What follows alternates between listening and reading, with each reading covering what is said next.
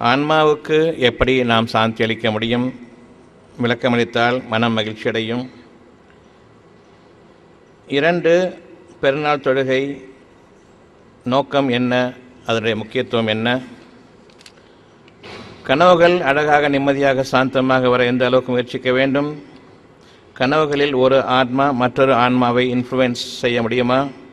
எங்கள் வாழ்வில் தூதர் இருக்கிறார், முந்தையோர் வாழ்வில் தூதர் இல்லை, ஏன்?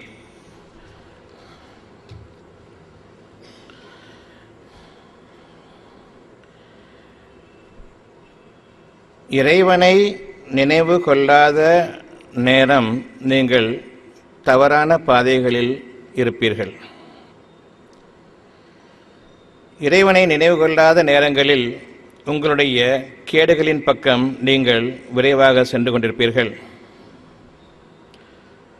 உங்களை நீங்கள் மிக பெரும் துன்பத்தில் ஆழ்த்திக் கொள்வதற்கு முன்பாக இடையிடையே இறைவன் உங்களுக்காக தடைகளை ஏற்படுத்துகின்றான். அது சோதனைகளாகவும் அமைகின்றன, மனதிற்கு பெரும் வலுவான துன்பங்களாகவும் அமைகின்றன. உங்களுடைய பாதைகளில் நீங்கள் கவனமாக இருக்கும் பொருட்டு அந்த துன்பங்களுக்கு, நீங்கள் படக்கூடிய வேதனைகளுக்கும் சோதனைகளுக்கும் மனிதர்கள் உதவ மாட்டார்கள். மனிதர்களுடைய உதவியை நாடிச் செல்வீர்கள். இருந்தாலும் அவர்களுடைய உதவி உங்களுக்கு பலனளிக்காது. அவர்களும் தங்களுடைய இயலாமையை உங்களுக்கு கூறுவார்கள். நீங்களும் அவர்களுடைய இயலாமையை நிச்சயமாக நன்கறிந்தவர்கள்தான். எனவே நீங்கள் அவர்களை குற்றம் பிடிக்க மாட்டீர்கள். வேறு வழி இன்றி என் இறைவனே நீ எனக்கு உதவி செய் என்று திரும்புவீர்கள்.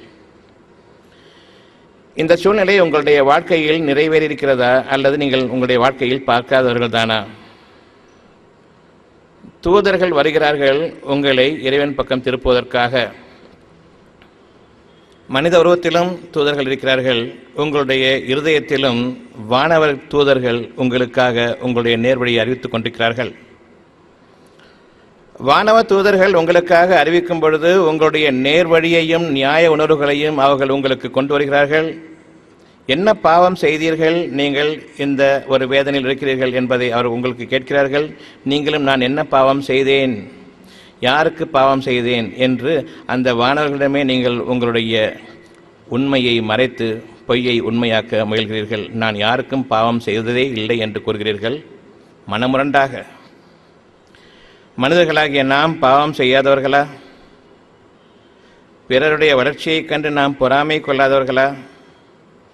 நம்முடைய கண்திட்டை கொண்டு பிறருடைய நல்வாழ்க்கையை நாம் பொறாமையை கொண்டு சபிக்காதவர்களா? ஏங்காதவர்களா? நம்மை விட அவர்கள் உயர்ந்துவிட்டார்களே என்று நீங்கள் அவர்களை பார்த்து எந்த அளவுக்கு மனம் வேதனைப்படுகிறீர்கள்? நீங்கள் மனம் சுகமடைவதற்கு பதிலாக நமக்கு முன்பாக நம்மோடு நேற்று வரை வாழ்ந்த ஒருவர், கஷ்டத்தில் இருந்த ஒருவர் நமக்கு முன்பாக இன்று உயர்ந்த நிலையை அடையும் பொழுது எந்த அளவுக்கு நீங்கள் மனம் வேதனைப்படுகிறீர்கள், நமக்கு இப்படி அமையவில்லையே என்று. எந்த அளவுக்கு நீங்கள் அவர்களின் மீது பொறாமை கொள்கிறீர்கள். அந்த பொறாமை என்பது உங்களுடைய கண் தீட்டு அல்லவா?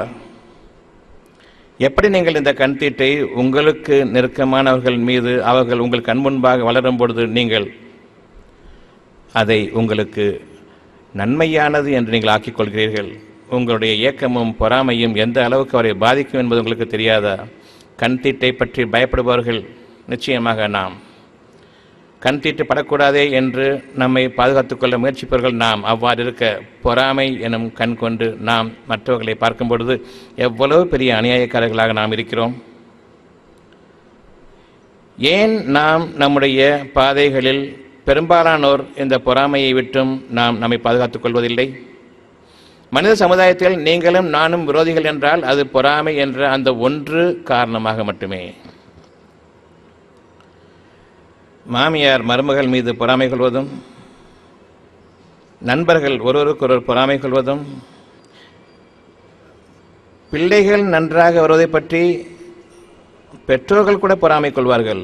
பல சமயங்களில் என் கையை விட்டு போய்விடுவானே என்று. சுயமாக சம்பாதிக்க ஆரம்பித்து விட்டேன் என்ற திமிரா என்று கேட்பார்கள். தனக்கு அடங்கி நடக்க வேண்டும், தன் பெருமை மேலோங்க வேண்டும் என்று விரும்பும் பெற்றோர்கள் தங்கள் கண் முன்பாக தன்னுடைய மகன் நன்றாக சம்பாதிக்கும் பொழுதோ அல்லது நம்மை விட பாசத்தை காட்டக்கூடிய ஒரு பெண் அந்த மகனுக்கு ஒரு துணையாக வரும்பொழுதோ நிச்சயமாக ஆதங்கப்படுவார்கள். அவன் நன்றாக இருக்கட்டும், நம்மை பாதுகாக்க நம் இறைவன் போதுமானவன் என்று அவர்கள் விலகுவதில்லை. உங்களை அறியாமல் நீங்கள் செய்யக்கூடிய மிக பெரும் தவறுகள் இருக்கின்றன. ஒவ்வொரு நாளும் ஒவ்வொரு மூச்சிலும் அந்த தவறுகள் நிகழ்ந்து கொண்டிருக்கின்றது. நான் யாருக்கு என்ன பாவம் செய்தேன் என்று எப்பொழுது நாம் கூறுகிறோமோ அப்பொழுதே அனைத்து பாவங்களும் நம்மை விட்டு நீங்க போவதில்லை என்பது நமக்கு மிக பெரும் அச்சத்தை ஏற்படுத்த வேண்டும். உங்களுடைய வாழ்க்கையில் பல சந்தர்ப்பங்களில் உங்களுக்கு தடங்கல்கள் ஏற்படும் பொழுது, சங்கடங்கள் ஏற்படும் பொழுது நீங்கள் இறைவன் பக்கம் திரும்புகிறீர்கள். இறைவன் யார் என்பதை இப்பொழுது நீங்கள் அறிய துவங்குகிறீர்கள். அறிவதற்கு முன்பாகவே நீங்கள் இறைவனை இறைஞ்சி ஆரம்பித்து விடுகிறீர்கள். என் இறைவனே, நீ என்னை பாதுகாத்துக்கொள். இந்த சூழ்நிலையிலிருந்து என்னை நீ விடுவித்து விடு. நான் இனி எந்த பாவமும் செய்ய மாட்டேன். உனக்காக நேர்ந்து கொள்கின்றேன். 10 பைசாவோ 10 ரூபாயோ 10,000 ரூபாயோ ஏதேனும் கொடுக்கின்றேன் என்று நான் முடிந்து வைத்துக் கொள்கின்றேன். நீ எனக்கு நல்லது செய்வாயே, ஆனால் நிச்சயமாக நான் இதை உனக்கு கொடுப்பேன். இறைவனிடம் பேரமும் பேசுகிறோம். உன்னை நம்ப முடியாது, நான் முடிந்து வைத்து விட்டேன். நீ எனக்கு கொடுத்தால், நான் விரும்புவதை கொடுத்தால் நான் உனக்கு இதை கொடுப்பேன், அப்படி என்றால் தரமாட்டேன். இறைவன் உங்களிடம் வேண்டுபவனாக இருக்கின்றான். நீ எனக்கு கொடுத்தால் நான் முடிந்து வைத்திருக்கக்கூடிய காசை உனக்கு தருகின்றேன் என்று சொல்லக்கூடிய அளவுக்காக இறைவனை நீங்கள் இறக்கிவிட்டீர்கள். இதுவும் பாவமாக தெரியவில்லையா? இருந்தாலும் நாம் நம் இறைவனை இழிவாக்குவோம். இறைவன் யார் என்று தெரியாத நிலையில் இறைவனை இறைஞ்சும் பொழுதே இறைவனை கண்ணியப்படுத்த வேண்டிய முறைப்படி கண்ணியப்படுத்தாதன் காரணமாக இன்னும் மிக பெரும் துன்பத்தில் நாம் ஆளாகிறோம். இறைவனை நீங்கள் உணர வேண்டும் என்பதற்காகவே உங்களுடைய வாழ்க்கையில் பல சந்தர்ப்பங்களில் நீங்கள் போகும் பாதைகளில் உங்களுக்கு தடையை ஏற்படுத்துகின்றான். அவ்வாறு தடையை ஏற்படுத்தும் பொழுது நீங்கள் அறிய வேண்டும், நீங்கள் பாவமான பாதையில் சென்று கொண்டிருக்கிறீர்கள். உங்களுக்காக அந்த தடைகளும் உங்களுடைய பாதைகளில் சங்கடங்களும் வேதனைகளும் ஏற்படும் பொழுது அந்த பாதையில் உங்களுக்கு நன்மை இல்லை என்பதை இறைவன் அறிவிக்கிறான் என்பதை நீங்கள் அறிந்து கொள்ளுங்கள். நன்றாக போய்கொண்டிருந்தது, இன்னாரின் காரணமாக இந்த துன்பத்திற்கு நான் ஆளாகிவிட்டேன் என்று நீங்கள் கூறாதிருப்பதற்காகவும் இன்று உங்களுக்கு எச்சரிக்கை செய்யப்படுகின்றது. உங்களுடைய வாழ்க்கையில் நீங்கள் செய்யக்கூடிய தவறுகள் நிறைய இருக்கின்றன. நீங்கள் தவறு செய்து கொண்டிருக்கும் நிலையில் அந்த தவறை நீங்கள் ஒத்துக்கொள்வதில்லை, அதுவும் பாவமாகும். பிறர் சுட்டிக்காட்டும் பொழுது நான் மிகவும் வேதனைக்குள்ளாகிறேன். ஏனென்றால் என்னுடைய தவறை அவன் சுட்டிக்காட்டிவிட்டான். அதன் காரணமாக என்னுடைய மதிப்பும் மரியாதையும் சமுதாயத்தில் குறைந்து விட்டது. யார் சுட்டிக்காட்டினாரோ அவர் பகைவராக ஆகிவிடுகிறார். யார் சுட்டிக்காட்டவில்லையோ அவர் நெருங்கிய நண்பனாக ஆகிவிடுகிறார். உங்களுடைய குறைகளை சுட்டிக்காட்டுபவர் உங்களுடைய வாழ்க்கைக்கு உபயோகமாக இருப்பவரா, அல்லது உங்களுடைய தவறுகளை யார் சுட்டி காட்டவில்லையோ அவரை நீங்கள் உங்களுக்கு நண்பராக ஆக்கிக் கொள்வீர்களா? யார் இதில் உங்களுக்கு கேடானவர்?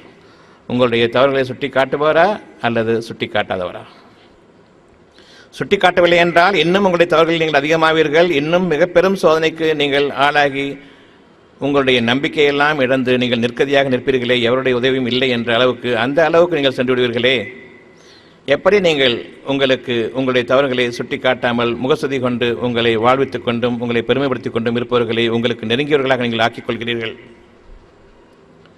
இது நீங்கள் செய்யக்கூடிய பாவங்களில் உள்ளதாகும். யார் உங்களுடைய தவறுகளை சுட்டி காட்டுகிறாரோ அவர் உங்களுடைய நன்மைக்காக சுட்டி காட்டுகிறார். நீங்கள் அறியாத ஒன்றை அல்லது நீங்கள் அறிந்து வைத்திருந்து உங்களுக்கு நீங்கள் மறைத்துக் கொண்டு பிறருக்கு தெரியாத வரையில் நமக்கு நன்மைகள் இதில் இருக்கிறது என்று நீங்கள் வேகமாக செல்கிறீர்கள் உங்களுடைய வாழ்க்கையில். இதை நீங்கள் மமதையிலும் சொற்ப சுகத்தை ஈட்டிக் கொண்டிருக்கக்கூடிய நிலையில் நாம் இந்த சுகத்தில் என்றென்றும் வாழ்ந்துவிடுவோம் என்று பொய்யாக நீங்கள் கற்பனை செய்து கொண்டு போகக்கூடிய இந்த பாதையிலிருந்தும் உங்களை தடுக்க நினைக்கிறாரே, அந்த மனிதர் உங்களுக்கு பகைவராக ஆகிவிடுகின்றார். உங்களுடைய பகைமையெல்லாம் எனக்கு யார் உதவுவார்களோ அவர்கள் பகைவர்கள். உங்களுடைய நண்பர்கள் எல்லாம் உங்களுக்கு யார் குடிபறிப்பார்களோ அவர்கள் அனைவரும் உங்களுடைய நண்பர்கள். இந்த உலகத்தினுடைய வாழ்க்கையிலும் நீங்கள் மனிதர்களை நம்புகிறீர்கள். உங்களுக்கு மோசடி வாழ்பவர்கள் நீங்கள் நம்புகிறீர்கள். உங்களை பெருமைப்படுத்துவதை நீங்கள் நம்புகிறீர்கள். பெருமைப்படுத்த வேண்டும் என்று நீங்கள் விரும்புகிறீர்கள். இவ்வளவும் இறைவனுக்கு பொருந்தாத, இறைவனால் வெறுக்கப்படக்கூடிய மனிதர்களும் வெறுப்பார்கள் நீங்கள் பெருமை கொள்வதை. ஏனென்றால் மனிதர்களுடைய இருதயத்தில் இறை உணர்வுகள், அவனுடைய இருதயம் இறை உணர்வுகளால் நிரப்பப்பட்டது.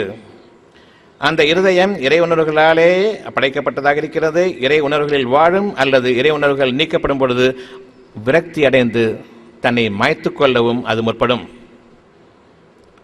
ஒவ்வொரு முறையும் உங்களுடைய தடங்கல்கள் இறைவனால் ஏற்படுத்தப்படக்கூடிய மிக பெரும் பாக்கியங்கள் நீங்கள் நாளைய வாழ்வில் சுகமாக வாழும் வாழ்க்கையிலிருந்தும் தவறி வேதனையின் பால் சென்றுவிடக்கூடாது என்பதற்காக இந்த பெருமையினுடைய வழிமுறையில் நீங்கள் உங்களுடைய சக மனிதர்களிடையே பகைமையை உருவாக்கும் பொழுது அந்த பகைமை குற்றச்சாட்டுகளுடன் தொடங்குகிறது. இவன்தான் காரணம் என்னுடைய இந்த சங்கடத்திற்கு என்று நீங்கள் குற்றம் சாட்ட முனைகிறீர்கள். எப்பொழுது நீங்கள் பிறரை குற்றம் சாட்டுகிறீர்களோ உங்களுக்கு நன்மை பிடித்துவிட்டதன் காரணமாக உங்களை பிடிக்காமலோ அல்லது பிடித்தோ, என்னை பிடிக்காதவர்கள் என் குறைகளை சுட்டி காட்டுவார்கள், இது ஒரு மறைமுகமான பாக்கியம். என்னை பிடிக்காதவர்கள் என் குறைகளை சுட்டி காட்டுவார்கள், இது மறைமுகமான பாக்கியம், இறைவனுடைய பேரருட்கொடை. என்னை பிடித்தவர்களும் நான் தவறும் பொழுது என் நன்மையை கருதி நான் தவறுவதை சுட்டி காட்டுவார்கள், அவர்கள் மீது நான் வெறுப்பை கொள்வேன். நானும் தவறுபவனா, எனக்கும் அறிவிருக்கிறது, என்னுடைய தவறை சுட்டி காட்டியமைக்காக என் பெருமை வெகுவாக பாதிக்கப்பட்டுவிட்டது, எனவே இவன் எனக்கு நெருக்கமில்லாதவன் என்று நாம் அவரை முதல் முறையாக நம்மை விட்டும் விலக்க ஆரம்பிக்கின்றோம். அவர் மீது வெறுப்பை நாம் நம்முடைய மனதில் கொள்ள ஆரம்பிக்கின்றோம். இங்கு உங்களுடைய பாவங்கள் தலைதூக்குகிறது. பெருமை என்ற ஒன்றை மட்டும் நீங்கள் விட்டுவிடுவீர்களானால் உங்களுடைய பெரும்பாவங்கள் உங்களை விட்டு நீக்கப்பட்டு விடுகின்றன. குறை காணும் நோக்கம் வேண்டாம். நான் தவறுபவன்தான், எனக்குரிய அறிவு சொற்பமாகவே இருக்கின்றது, என் இறைவன் எனக்கு நேர்வழி காட்டினால் தவிர எனக்கு வழியில்லை. உங்களுடைய இறைவன் உங்களுக்கு நேர்வழி காட்டிக் கொண்டிருக்கின்றான் உங்களுடைய தவறுகளை சுட்டிக்காட்டச் செய்வதன் மூலமாக. ஆனால் நீங்கள் அவ்வாறு சுட்டிக்காட்டுதலை வெறுக்கிறீர்கள். இந்த பாவங்களிலிருந்தும் இன்று நாம் விலக வேண்டும். நாம் மனிதர்கள், தவறிழைக்கவே நாம் நிச்சயமாக நம்முடைய பாதைகளை அமைத்துக் கொண்டிருக்கின்றோம். தவறுகளிலேயே நம்முடைய பெரும்பாலான முயற்சிகள் நம்முடைய வாழ்க்கையில் கழிகின்றன. அந்த தவறுகளின் விளைச்சல்களில் சிலவற்றை இறைவன் நம்மை அனுபவிக்க செய்யும் பொழுது நாம் நிராசைப்பட்டு விடுகின்றோம். அங்கு இறைவனை மறக்கின்றோம், நம்முடைய தவறுகளையும் மறக்கின்றோம் அல்லது மறுக்கின்றோம். நான் யாருக்கு என்ன பாவம் செய்தேன் என்று இறைவனிடமே கேட்கிறீர்கள். அதாவது இறைவன் அநியாயக்காரன், நான் குற்றம் புரியாமல் இருக்கும் பொழுதே அவன் என்னை குற்றம் பிடிக்கின்றான், இவனை இனி நம்பக்கூடாது. இதெல்லாம் உங்களுடைய எதிர்மறையான மறைமுகமான இறைவனுக்கு எதிரான குற்றச்சாட்டுகள். நான் யாருக்கு என்ன பாவம் செய்தேன் என்று கேட்கும் பொழுது பகிரங்கமான இறைவனுடைய விரோதிகளும் இறை துரோகிகளுமாக நாம் இருக்கின்றோம். இது மேலும் நம்முடைய வாழ்க்கையில் மிக பெரும் கஷ்டங்களை ஏற்படுத்தும். உங்களுடைய ஆன்மா உங்களுடைய தூதராகும். தூதர் உங்களுக்கு எதை அறிவிக்கின்றார்? நன்மையையும் தீமையையும் தெளிவாக பிரித்தறிவிக்கின்றார். இப்பொழுதும் உங்களுக்கு அறிவிக்கப்பட்டுக் கொண்டிருக்கின்றது நன்மை எது, தீமை எது, எங்கு நீங்கள் தவறுகிறீர்கள், எங்கு நீங்கள் உங்களை திருத்திக் கொள்ள வேண்டும், எங்கு நீங்கள் நினைவு கூறுவதை விட்டும் சிந்தித்துணர்வதை விட்டும் நீங்கள் சராசரி மனிதர்களாக நான் யாருக்குமே பாவம் செய்யவில்லை என்று கூறுகிறீர்கள். ஒவ்வொரு மூச்சிலும் நாம் பாவம் நிறைந்தவர்களாக வாழ்ந்து கொண்டிருக்கக்கூடிய நிலையில் இந்த உண்மைகளை நீங்கள் ஏற்றுக்கொள்ளும் பொழுது அல்லது செவியுறும் பொழுது அந்த உண்மையை ஏற்று பழகுங்கள். யார் என் மீது குறை கூறினாலும் குற்றம் சுமத்தினாலும் அது என் பாக்கியமே. யார் என்னை முகஸ்துதி செய்கிறார்களோ அது என் துர்பாக்கியமே. யார் என்னிடம் என்னுடைய குறைகளை தெரிந்திருந்தும் அவர்கள் எனக்கு சுட்டி காட்டாமல் இருக்கிறார்களோ அவர்கள் எனக்குரிய பகிரங்கமான விரோதிகள், எனக்கு நானே சம்பாதித்து கொண்ட எனக்கு எதிரான சக்திகள் என்பதை நீங்கள் உணர வேண்டும். எதன் மீது உங்களுடைய வாழ்க்கையை இப்பொழுது அமைய வேண்டும் என்றால் உங்களுடைய ஆன்மாவை நீங்கள் திருப்தி செய்யுங்கள். ஆன்மாவை எவ்வாறு திருப்தி செய்வது என்பது உங்களுடைய கேள்வியாக இருக்கின்றது. அதற்கு முன்பாக ஆன்மா என்ன என்பதை நீங்கள் அறிந்து கொள்ள வேண்டும். உங்களுடைய மனதிற்கு நீங்கள் விரும்பும் பாதைகளில் செல்லும் பொழுது அதில் நன்மை இருக்கிறதா இல்லையா என்பதை அறிவிப்பது உங்களுடைய ஆன்மாவாகும். உங்களுடைய வேதம், ஆன்மா என்பது உங்களுக்காக உங்களுடைய இறைவனால் எந்த குறையும் இல்லாமல் படைக்கப்பட்டிருக்கக்கூடிய நியாய உணர்வுகளுடன் கூடிய வேதமாகும். நான் எந்த வேதத்தையும் ஓதி இருக்க வேண்டிய அவசியம் இல்லை. ஆனால் என் மனம் எதை பற்றி எனக்கு அறிவிக்கிறதோ, ஆன்மாவிலிருந்து என் மனதுக்கு எவை அறிவிக்கப்படுகின்றதோ, என்னுடைய தவறான பாதையையும் நன்மையான பாதையையும் நிச்சயமாக எனக்கு அறிவிக்கின்றது, சுட்டி காட்டுகிறது, நல்லுபதேசம் செய்கிறது, நேர்வழியை கொண்டு அமைதியும் அடைகிறது, உங்களுடைய மனதுக்கு சமாதானத்தை அளிக்கிறது. நிச்சயமாக நீங்கள் நன்மையை நீங்கள் செய்தீர்கள் என்பதற்காக. நன்மையான காரியங்கள் நீங்கள் செய்யும் பொழுது உங்களுடைய ஆன்மா உங்களுக்கு நிச்சயமாக அறிவிக்கிறது, நீங்கள் நல்ல காரியங்களை செய்திருக்கிறீர்கள், உங்களுடைய மனம் சாந்தி அடைகிறது, அமைதியடைகிறது. ஆன்மா எப்பொழுது அமைதியடைகிறது? நீங்கள் ஆன்மாவின் சொல்லை கேட்டு அதன்படி நடப்பீர்களானால் உங்களை பற்றி அது திருப்தி அடைகிறது. ஆன்மா எது? உங்களுடைய மனதுக்கு சாட்சியமாக அமைந்து நான் இந்த மனதின் போக்குகள் தவறு என்று கூறினேன். ஆன்மா, இருதயத்தில் இருக்கக்கூடிய ஆன்மா உங்களுக்கு அறிவிக்கிறது. உங்களுடைய இருதயத்தில் 2 அமைப்புகள் இருக்கின்றன, ஆன்மா ஒன்று, மனம் ஒன்று. மனம் போகும் போக்குகளுக்கு ஆன்மா ஒரு தடையாக இருக்கிறது, அல்லது ஆன்மா ஒரு எச்சரிக்கையாக இருக்கிறது, அல்லது ஆன்மா அதை அங்கீகரிக்கிறது. நிச்சயமாக நீங்கள் நேர்வழியில் இருக்கிறீர்கள் என்பதை. நீங்கள் நேர்வழியில் இருக்கும் பொழுது அந்த ஆன்மா நிச்சயமாக நீங்கள் செய்தது நன்மைதான், இதில் எந்த கஷ்டமும் இல்லை, யாருக்காகவும் நீங்கள் வேதனைப்பட வேண்டிய அவசியம் இல்லை என்று அறிவிக்கும் பொழுது அதனுடைய அறிவிப்பை ஏற்று நீங்கள் அமைதியடைவீர்களானால், அந்த பாதையில் நீங்கள் இன்னும் அதிகமாக்கிக் கொள்வீர்களானால் உங்களை பற்றி உங்கள் ஆன்மா திருப்தி அடைகின்றது. அந்த ஆன்மாவினுடைய இன்னொரு பெயர் மனசாட்சி. உங்களுடைய மனம் போகும் போக்குகளுக்கு அது தவறு சரி என்பதை அறிவித்த பின்னர் நீங்கள் போகும் போக்குகளை அது பதிவு செய்கிறது சாட்சியமாக. இது மனசாட்சியாகும். மனசாட்சியின் மீது நீங்கள் நிலைத்திருப்பவர்களாக இருங்கள். மனசாட்சிக்கு விரோதமாக நீங்கள் செயல்பட வேண்டாம். மனசாட்சிக்கு விரோதமாக நீங்கள் செயல்படுவீர்களானால் அது இறைவனுக்கு துரோகமான பாதையில் நீங்கள் செல்வதை உங்களுக்கு அறிவுறுத்துகிறது. மனதின் சாட்சியத்தை நீங்கள் ஒருபோதும் மறுக்கவும் கூடாது. மனதின் சாட்சியத்திற்கு எதிராக நீங்கள் ஒருபோதும் செயல்படவும் கூடாது. இவ்வாறு மனதின் சாட்சியத்திற்கு நீங்கள் எதிர்கொள்ளாமல் அதனை நீங்கள் எதிர்க்காமல் அதனுடைய நன்மைகளுக்காக நீங்கள் அதனுடைய அமைதிக்காகவும் அதனுடைய திருப்திக்காகவும் நீங்கள் மனசாட்சியின்படி மனம் அறிவிக்கக்கூடிய அந்த பாதையை நீங்கள் உங்களுடைய வழியை அமைத்துக் கொள்வீர்களானால் உங்களுடைய ஆன்மா உங்களை பற்றி சமாதானமும் சாந்தமும் அடைகிறது. எப்படி நீங்கள் ஆன்மாவை சாந்தப்படுத்திக் கொள்வீர்கள் என்பதை நீங்கள் அறிகிறீர்களா? இப்பொழுது நீங்கள் அறிய வேண்டும், உங்களுடைய ஆன்மா உங்களை பற்றி அமைதியடைய வேண்டும், சாந்தமும் சமாதானமும் அடைய வேண்டும் என்றால் அதனுடைய வழிகாட்டுதலுக்கு நீங்கள் பணிந்து விடுங்கள். இது உங்களுடைய ஆன்மாவை பற்றிய கேள்விக்குரிய பதிலாகும். இப்பொழுது இந்த ஆன்மாதான் உங்களை வழிநடத்த வேண்டும். உங்களுடைய மனம் இச்சை கொள்ளக்கூடிய மனப்போக்குகள் உங்களை வழிநடத்தக்கூடாது என்பதை நீங்கள் அறிந்து கொள்ளுங்கள். நான் இன்று என்னுடைய வாழ்க்கையில் ஒரு தவறு நேரும் பொழுது அதை திருத்திக் கொள்ள ஆசைப்படுகின்றேன்.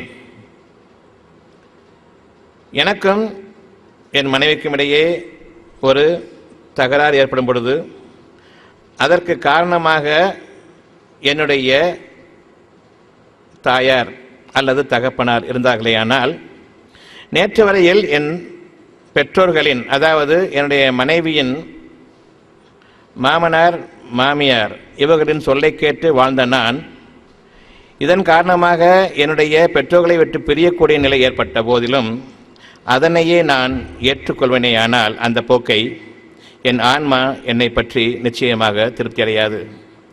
அநியாயம் இருக்குமானால் அநியாயத்தை பின்பற்ற வேண்டாம், அவர்கள் உங்களுடைய பெற்றோர்களாக இருந்த போதிலும் சரியே.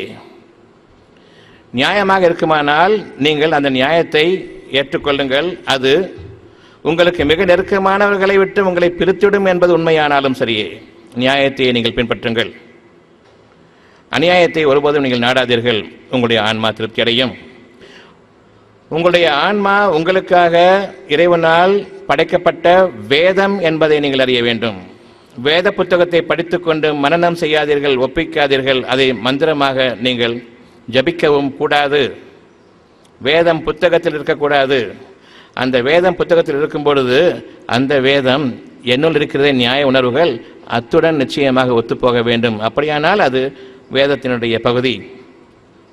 நான் நியாயமாக வாழ்கிறேனா இல்லையா என்பதை பார்த்துக்கொள்வதற்காக வேதமே தவிர, இதை நான் படித்துவிட்டு நான் நிச்சயமாக இறைவனுக்கு உகந்த ஒரு காரியத்தை செய்துவிட்டேன் என்பதை நீங்கள் உலகுக்கு அறிவிப்பதற்காக நீங்கள் வேதம் ஓதக்கூடாது. வேதத்தை உங்களுக்காக பிறர் ஓதவும் கூடாது. நீங்கள் வேதத்தை ஓதியவர்களாக இருக்க வேண்டும். உங்களுடைய மனதுக்கு ஓதியவர்களாக இருக்க வேண்டும். உங்களுடைய வாழ்க்கையில் நீங்கள் தவறும் பொழுது அந்த வேதம் உங்களை வழிநடத்தக்கூடியதாக இருக்க வேண்டும். நீங்கள் தவறும் பொழுது நிச்சயமாக நீங்கள் உங்களுடைய வாழ்க்கையில் தவறுகிறீர்கள், நீங்கள் அனுபவிக்க வேண்டிய அந்த வேதனை காலம் நெருங்கிக் கொண்டிருக்கிறது என்பதற்கு நீங்கள் பயப்பட வேண்டும். ஒவ்வொரு முறையும் நீங்கள் உங்களுடைய பாதைகளில் செல்லும் பொழுது நிச்சயமாக நீங்கள் உங்களுடைய மனசாட்சிக்கு விரோதமாக அல்லது மனசாட்சிக்கு உகந்த விதத்தில் சாந்தமடைந்தவர்களாக நிம்மதியுடன், இந்த 2 காரியங்கள் தான் உங்களுடைய வாழ்க்கையில் நிறைவேறிக் கொண்டிருக்கக்கூடியதாக இருக்கிறது. எந்த ஒன்றின் மீது நீங்கள் உறுதியாக அமைய பெறுவீர்கள்? உங்களுக்கும் உங்களுடைய ஆன்மாவுக்கும் சாந்தி அளிக்கக்கூடிய, நிம்மதியும் அமைதியும் அளிக்கக்கூடிய, இன்று நான் யாருக்கும் எந்த விதமான கேடும் செய்துவிடவில்லை, இதன் காரணமாக எனக்கு நன்மையை தவிர எதுவும் நிகழப்போவதில்லை என்ற அந்த உண்மையின் மீது நீங்கள் நிலைத்திருப்பவர்களா? அல்லது ஆன்மாவுக்கு விரோதமாக, மனசாட்சிக்கு விரோதமாக நன்கு தெரிந்திருந்தும் தீய வழிகளில், மனிதர்களுக்கு கேடான வழிகளில், பிற மனிதர்களை நயவஞ்சகத்தன்மைக்கு நம்மை ஆக்கிக்கொண்டு அவர்களுக்கு எதிராக முகஸ்துதி ஒரு பக்கம், பின்புறம் நயவஞ்சகம் என்ற இந்த வாழ்க்கையில் செயல்படக்கூடியவர்களாக நாம் வாழ்ந்து கொண்டிருக்கின்றோம். பிறரை வரவேற்கும் பொழுது கூட யாரும் நம்முடைய வீட்டுக்கு வரும்பொழுது உள்ளுக்குள் இவர் ஏன் வந்தார் என்று இருக்கும் பொழுது முகமலர்ச்சியை வெளிக்கு காட்டி வாருங்கள் என்று அழைக்க வேண்டாம். அப்பொழுதே வாருங்கள் என்று கூப்பிடும் பொழுதே நீங்கள் உங்களுடைய பிரார்த்தனையை மேற்கொள்ள வேண்டும். இவ்வாறாக, எனக்கு இவரை பிடிக்கவில்லை, வீட்டிற்கு வந்துவிட்டார், வாருங்கள் என்று கூறுவதை தவிர வழி இல்லை. என் இறைவனே, நீ இதை நன்மையாக்கி கொடு. இவருடைய வருகையை என்னுடைய மனசாட்சிக்கு துரோகமாக நான் இவரை அழைக்கும்படி செய்துவிடாதே. இவருடைய திருப்திக்கும் எனக்கு பிடிக்கவில்லை என்றாலும் என் வீடு தேடி வந்துவிட்டார். என்னுடைய பெருமையை காட்டிலும் இவருடைய பணிவு அதிகம். நான் அவருடைய வீட்டுக்கு செல்வதை காட்டிலும் அவர் என்னுடைய வீட்டுக்கு வந்திருக்கிறார் என்றால் எந்த அளவுக்கு அவருடைய வேதனையில் இறங்கியிருந்தால் அவரை பணியச் செய்து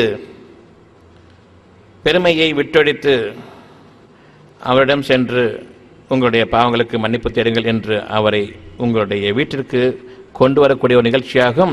நமக்கு பிடிக்காத ஒருவர் நீண்ட நாள் கழித்து பெருமையை விட்டவராக என்னை தேடி வரும் பொழுது ஏதோ ஒரு இறைவனுடைய ஒரு தாக்கம், இறைவனுடைய ஒரு வழிகாட்டுதல், நான் விரோதியாக இருந்தும் பெருமை இன்று வரையில் எங்கள் இருவரையும் சேரவிடாமல் தடுத்து கொண்டிருந்தும் அவர் பணிந்திருக்கின்றார்.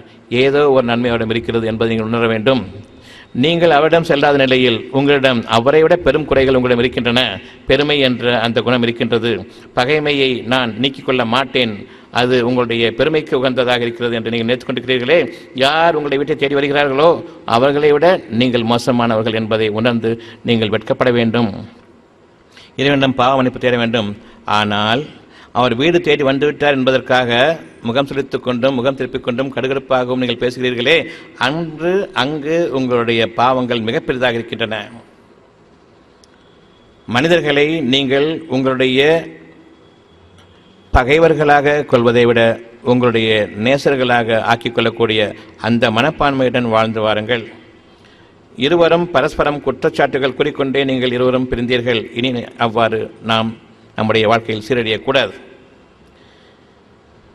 எனக்கும் என்னுடைய மனைவிக்கும் இடையே ஒரு தகராறு ஏற்படுமானால் அதற்கு காரணம் பெற்றோர்களாக இருப்பார்களானால், நேற்று வரையில் அறிவீனத்தின் காரணமாக பெற்றோர்களை சார்ந்திருந்தீர்கள். அவர்களையே நம்பி வாழ்ந்துவிட்டதன் காரணமாக அவர்கள் இல்லாமல் நம்மால் வாழ முடியாது என்று நீங்கள் நினைத்து விட்டீர்கள். அநியாயம் புரியாமல் உங்களால் வாழ முடியாது என்று நீங்கள் நினைத்தீர்களானால் உங்களுக்கு கடவுளும் ஒரு கேடா, உங்களுக்கு இறை வணக்கமும் ஒரு கேடா? கேடுதான் என்பதை அறிந்து கொள்ளுங்கள். நீங்கள் இறைவனுக்கு பயப்படுவதை போல் அல்லது அதுக்கு மேலாக உங்களுக்கு யார் பணம் தருகிறார்களோ இந்த உலகத்தில் அவர்களை நீங்கள் மேலாக ஆக்கிக் கொண்டீர்களா? அவர்களுக்காக நீங்கள் இறைவனை பகைத்தும் கொள்வீர்களோ?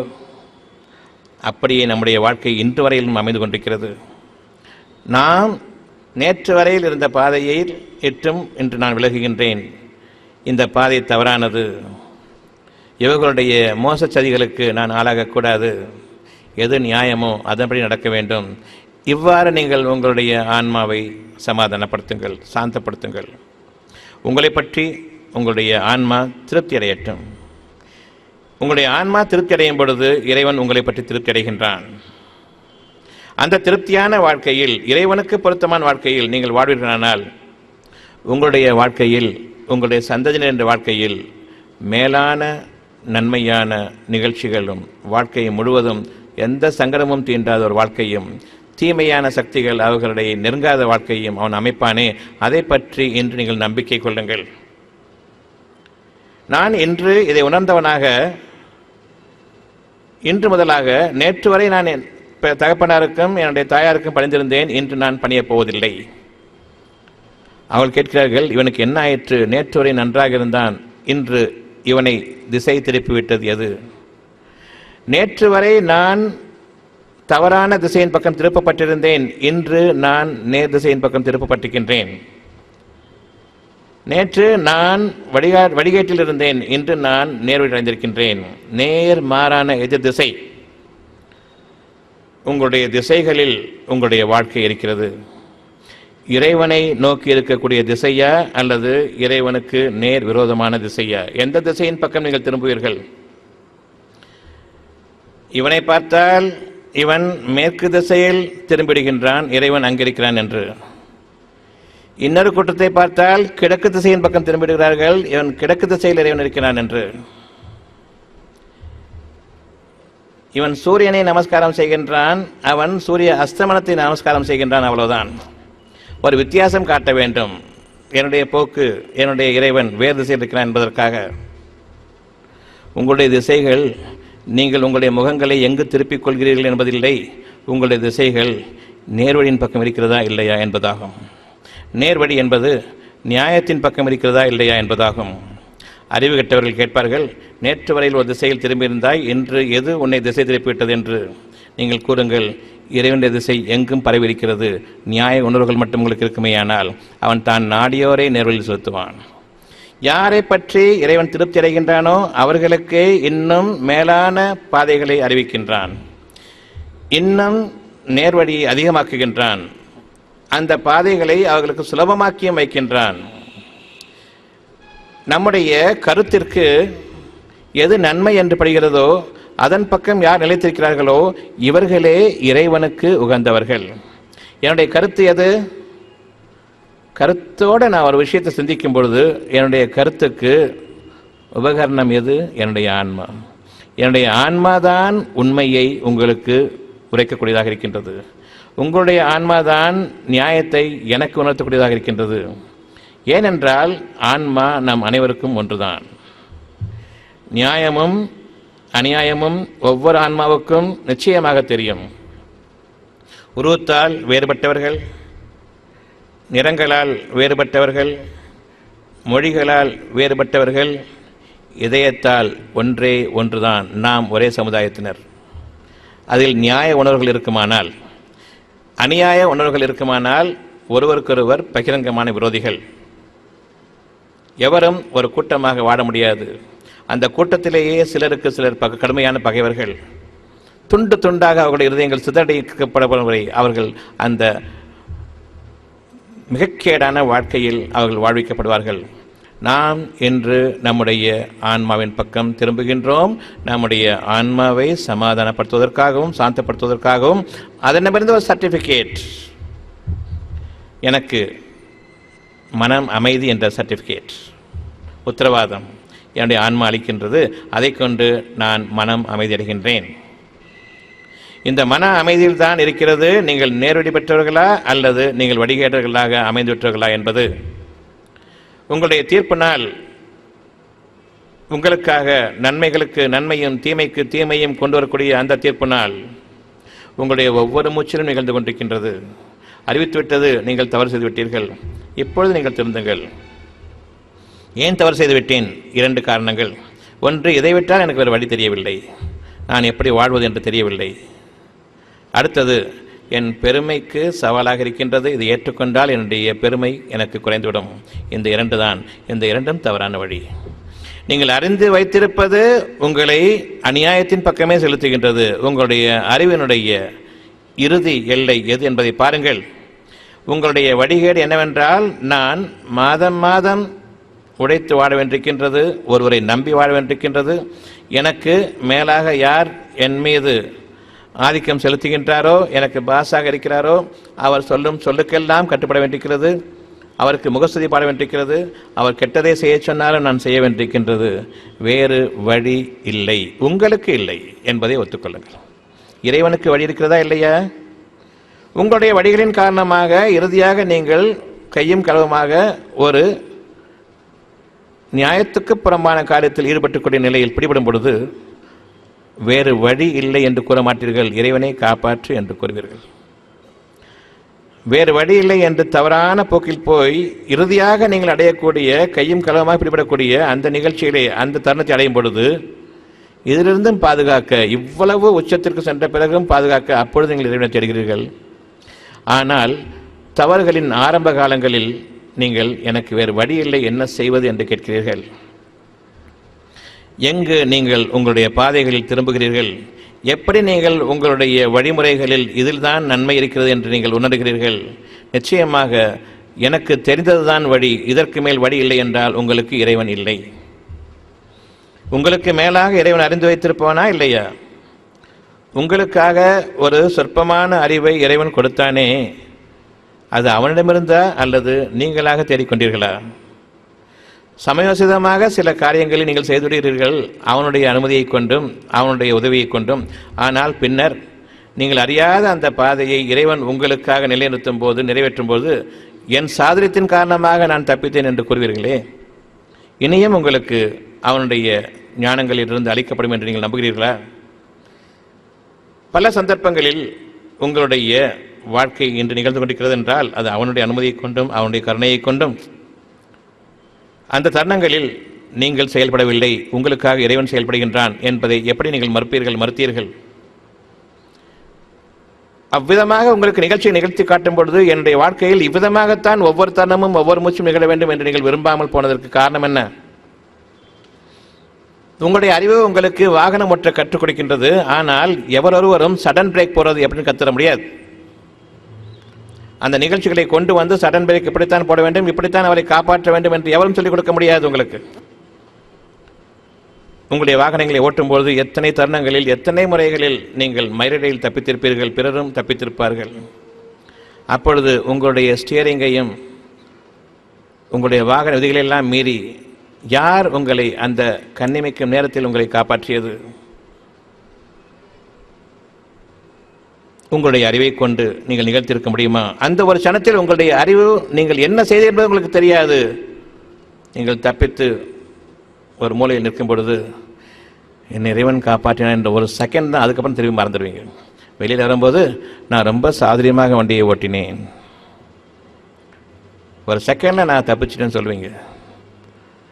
நீங்கள் அறிந்து கொள்ளுங்கள், நீங்கள் அறியாத ஒரு நேரத்தில் உங்களுடைய அறிவை நீக்கிவிட்டு ஒரு செகண்ட் பிளாங்க் ஆயிட்டு இறைவன் உங்களுக்காக பாதுகாத்தான். உணர்ந்து அறிந்து இறைவன் வழியை மிகச்சிறந்த வழி என்று இன்று நீங்கள் ஏற்றுக்கொள்ளுங்கள். உங்களுடைய அறிவு மிக பெரும் துன்பத்தில் ஆழ்த்திவிடும். இறைவனுடைய கருணை அந்த துன்பத்திலிருந்து உங்களை அவன் காப்பாற்றுகின்றான்.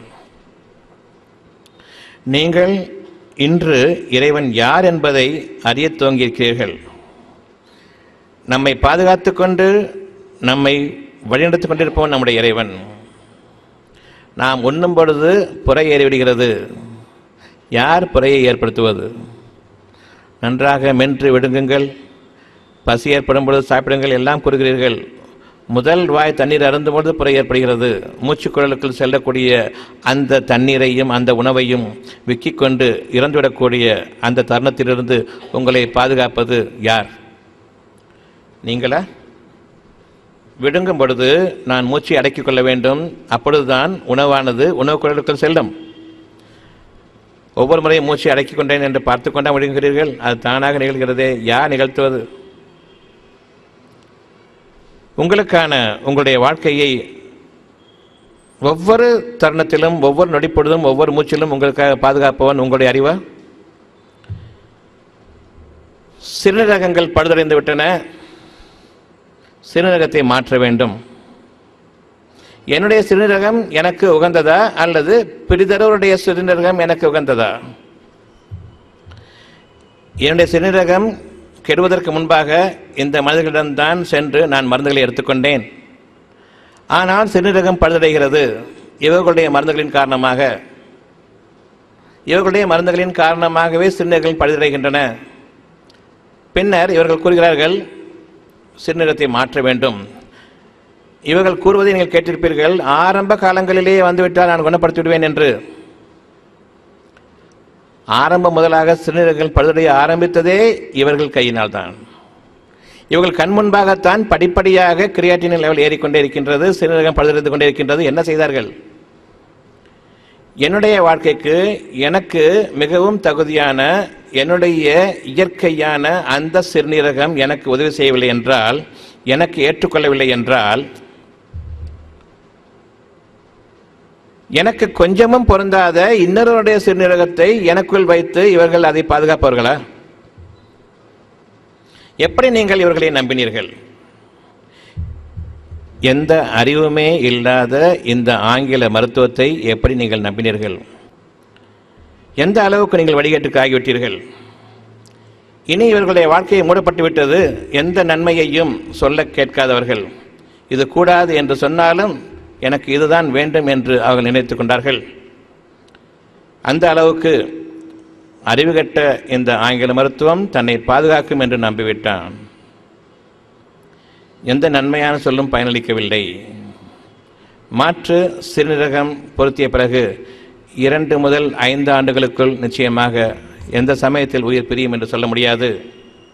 இதற்கிடையில் இவர்கள் கொடுக்கக்கூடிய மருந்துகள், மாத்திரைகள் அனைத்தும் இவர்களுடைய உயிரை குடித்துவிடும். யார் சிறுநீரகம் கொடுக்கிறார்களோ அவர்களுக்கும் கேடு. எடுத்துக்கொண்டவன் இன்னும் மிக பெரும் வேதனைகளை அடைய வேண்டியிருக்கும். தன்னுடைய சிறுநீரகத்தை எனக்குள் வைத்து பாதுகாக்க தெரியாத ஒருவன், எனக்கு இயற்கையாக அமைந்திருக்கக்கூடிய, எனக்கு இயல்புடைய சார்புடைய, எனக்கு ஒத்துப்போகக்கூடிய ஒரு சிறுநீரகத்தை பாதுகாக்க தெரியாத ஆங்கில மருத்துவம் என்ற இந்த முட்டாள்தனம் இன்னொருவருடைய சிறுநீரகத்தை எனக்குள் வைத்து பாதுகாக்கப் போகிறதா? எனக்கு ஒப்புவமை இல்லாத, எனக்கு ஒவ்வாமை ஏற்படுத்தக்கூடிய, என் இயல்புக்கு மீறிய, என் இயற்கை எதிர்க்குமே அந்த சிறுநீரகத்தை வைத்து இந்த கேடுகட்ட மருத்துவம் என்னை பாதுகாக்குமா? எப்படி நீங்கள் அதை உணர தவறினீர்கள்? உங்களுடைய ஆன்மாவிலிருந்து எந்த அளவுக்கு நீங்கள் வடிகேட்டில் அதிகமாகிவிட்டீர்கள். வடிகேட்டினுடைய உச்சகட்டத்தில் இருப்பது ஆங்கில மருத்துவம். அந்த ஆங்கில மருத்துவத்தை நீங்கள் பின்பற்ற துவங்கிவிட்டீர்கள் உங்களுடைய ஆன்மாவுக்கு எதிராக. அந்த ஆன்மா எதை சொல்கிறதோ அதை நீங்கள் உணர தவறிவிட்டீர்கள். அதை கொண்டு பிறர் ஆன்மாவிலிருந்து நன்மையை கொண்டு எடுத்துரைக்கும் போது கூட இதை நான் ஏற்றுக்கொள்ள மாட்டேன், நிச்சயமாக எனக்கு இன்னொரு சிறுநீரகம் வேண்டும் என்று கூறக்கூடிய அந்த துர்பாக்கிய நிலை இன்று ஏற்பட்டுவிட்டது. மிக கேடுகட்ட மருத்துவம் இந்த ஆங்கில மருத்துவம் மட்டும்தான் உலகத்தில் என்பதை, உலக சரித்திரத்தில், மருத்துவ சரித்திரத்தில் இதை போன்ற ஒரு துரதிர்ஷ்டவசமான மனிதர்களுக்கு நம்பிக்கை துரோகம் விளைவிக்கக்கூடிய ஒரு மருத்துவம் இனி உலகில் பிறக்க முடியாது என்பதை இன்று நீங்கள் உணர வேண்டும்.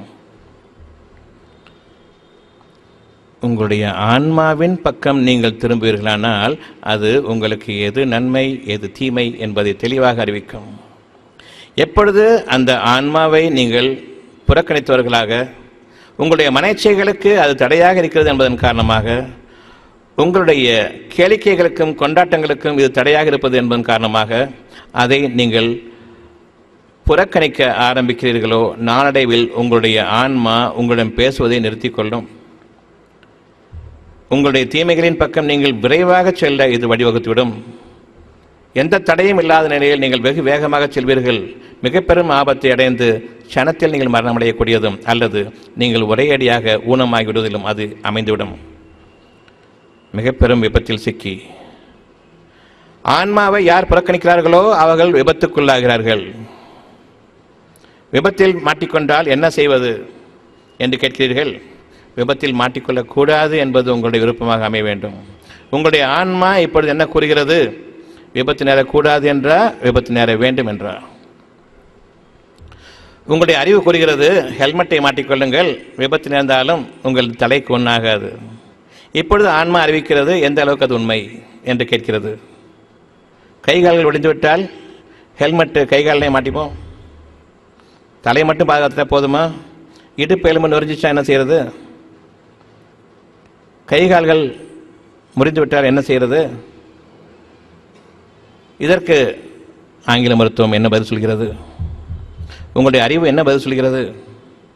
மனிதர்களுடைய அறிவு மகா கெட்டது.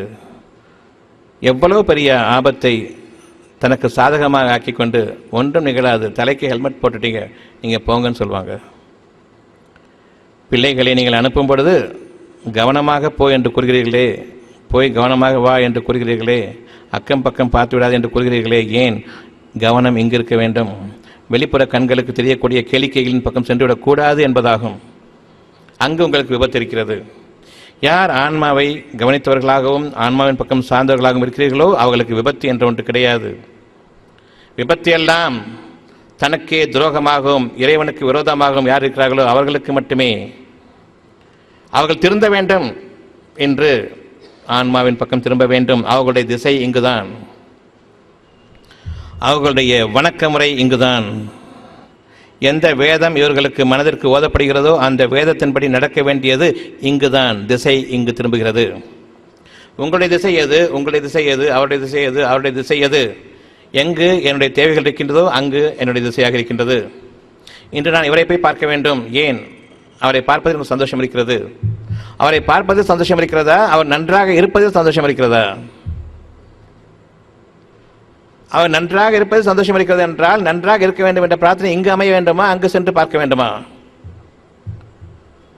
உங்களுடைய இருதயத்தில் நான் சொல்வதெல்லாம் இறங்க வேண்டும் என்று ஆசைப்படுகின்றேன். உங்களை கட்டாயப்படுத்த முடியுமா? அவ்வாறில்லை. நான் என் இறைவன் பக்கம் திரும்புகின்றேன். என்னுடைய வார்த்தைகள் நன்மையாகட்டும். என்னுடைய வார்த்தைகளில் பெருமை வேண்டாம். என்னுடைய வார்த்தைகளில் உண்மை தவிர எதுவும் வேண்டாம்.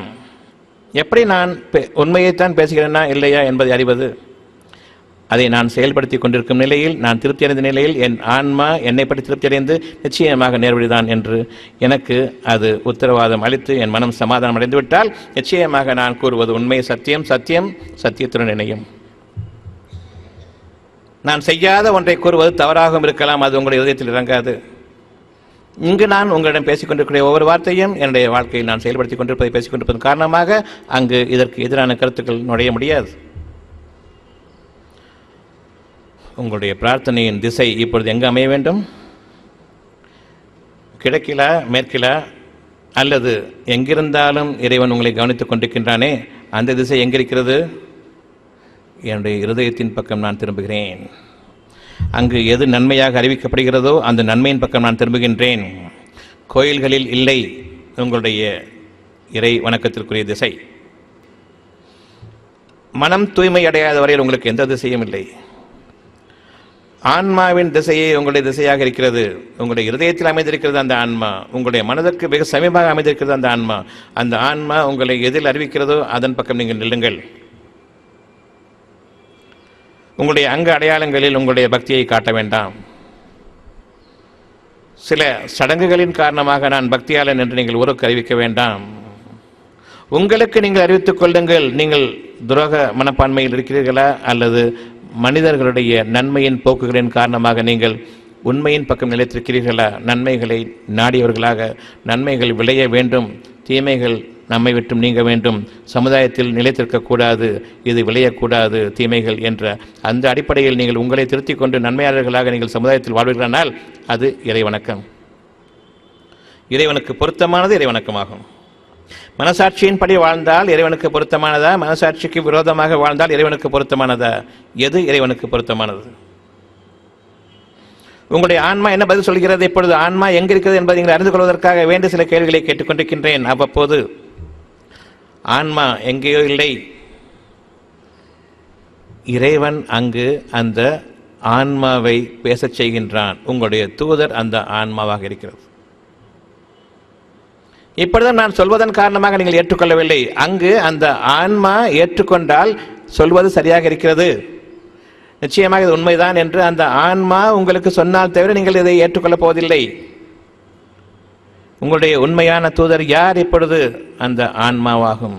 ஆன்மாவில் வானவர்களின் தூதர்கள் இறைவனுடைய அனுமதியை கொண்டு உங்களுடைய இருதயத்தை நேர்வழிப்படுத்துகிறார்கள். உங்களுடைய மனதில் இருக்கக்கூடிய தீமைகளை நீக்குகிறார்கள். உங்களுடைய மனச்சைகளில் அது தவறு இருக்குமானால் அதை நிறைவேற்றக்கூடாது என்று உங்களுக்கு எச்சரிக்கிறார்கள். நன்மையின் பக்கம் உங்களை சேர்ப்பிப்பதும் தீமையிலிருந்தும் உங்களை விளக்குவதும் இறைவனுடைய அனுமதியை கொண்டு அவனுடைய வானவர்கள் உங்களுடைய ஆன்மாவின் மூலமாக உங்களுக்கு அறிவிப்பதாகும். உங்களுடைய வாழ்க்கையின் நெறிமுறைகளையும் உங்களுடைய பாதைகள் எது என்பதையும் எது உங்களுடைய பாதைகள் அல்ல என்பதையும். உறுதியான மனிதர்களாக நீங்கள் வாழ வேண்டும். மனிதன் என்றால் மனதின் தன்மையை பொறுத்தவன் தான் மனிதன். நல்ல குணங்கள் இருந்தால் அவன் மனிதன், அவ்வாறு இல்லை என்றால் அவன் பிசாஸ்.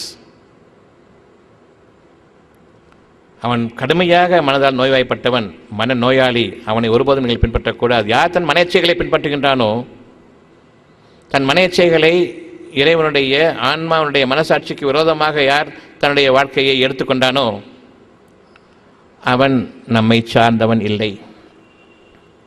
நாம் அனைவரும் மனிதர்களாக மாற வேண்டும்.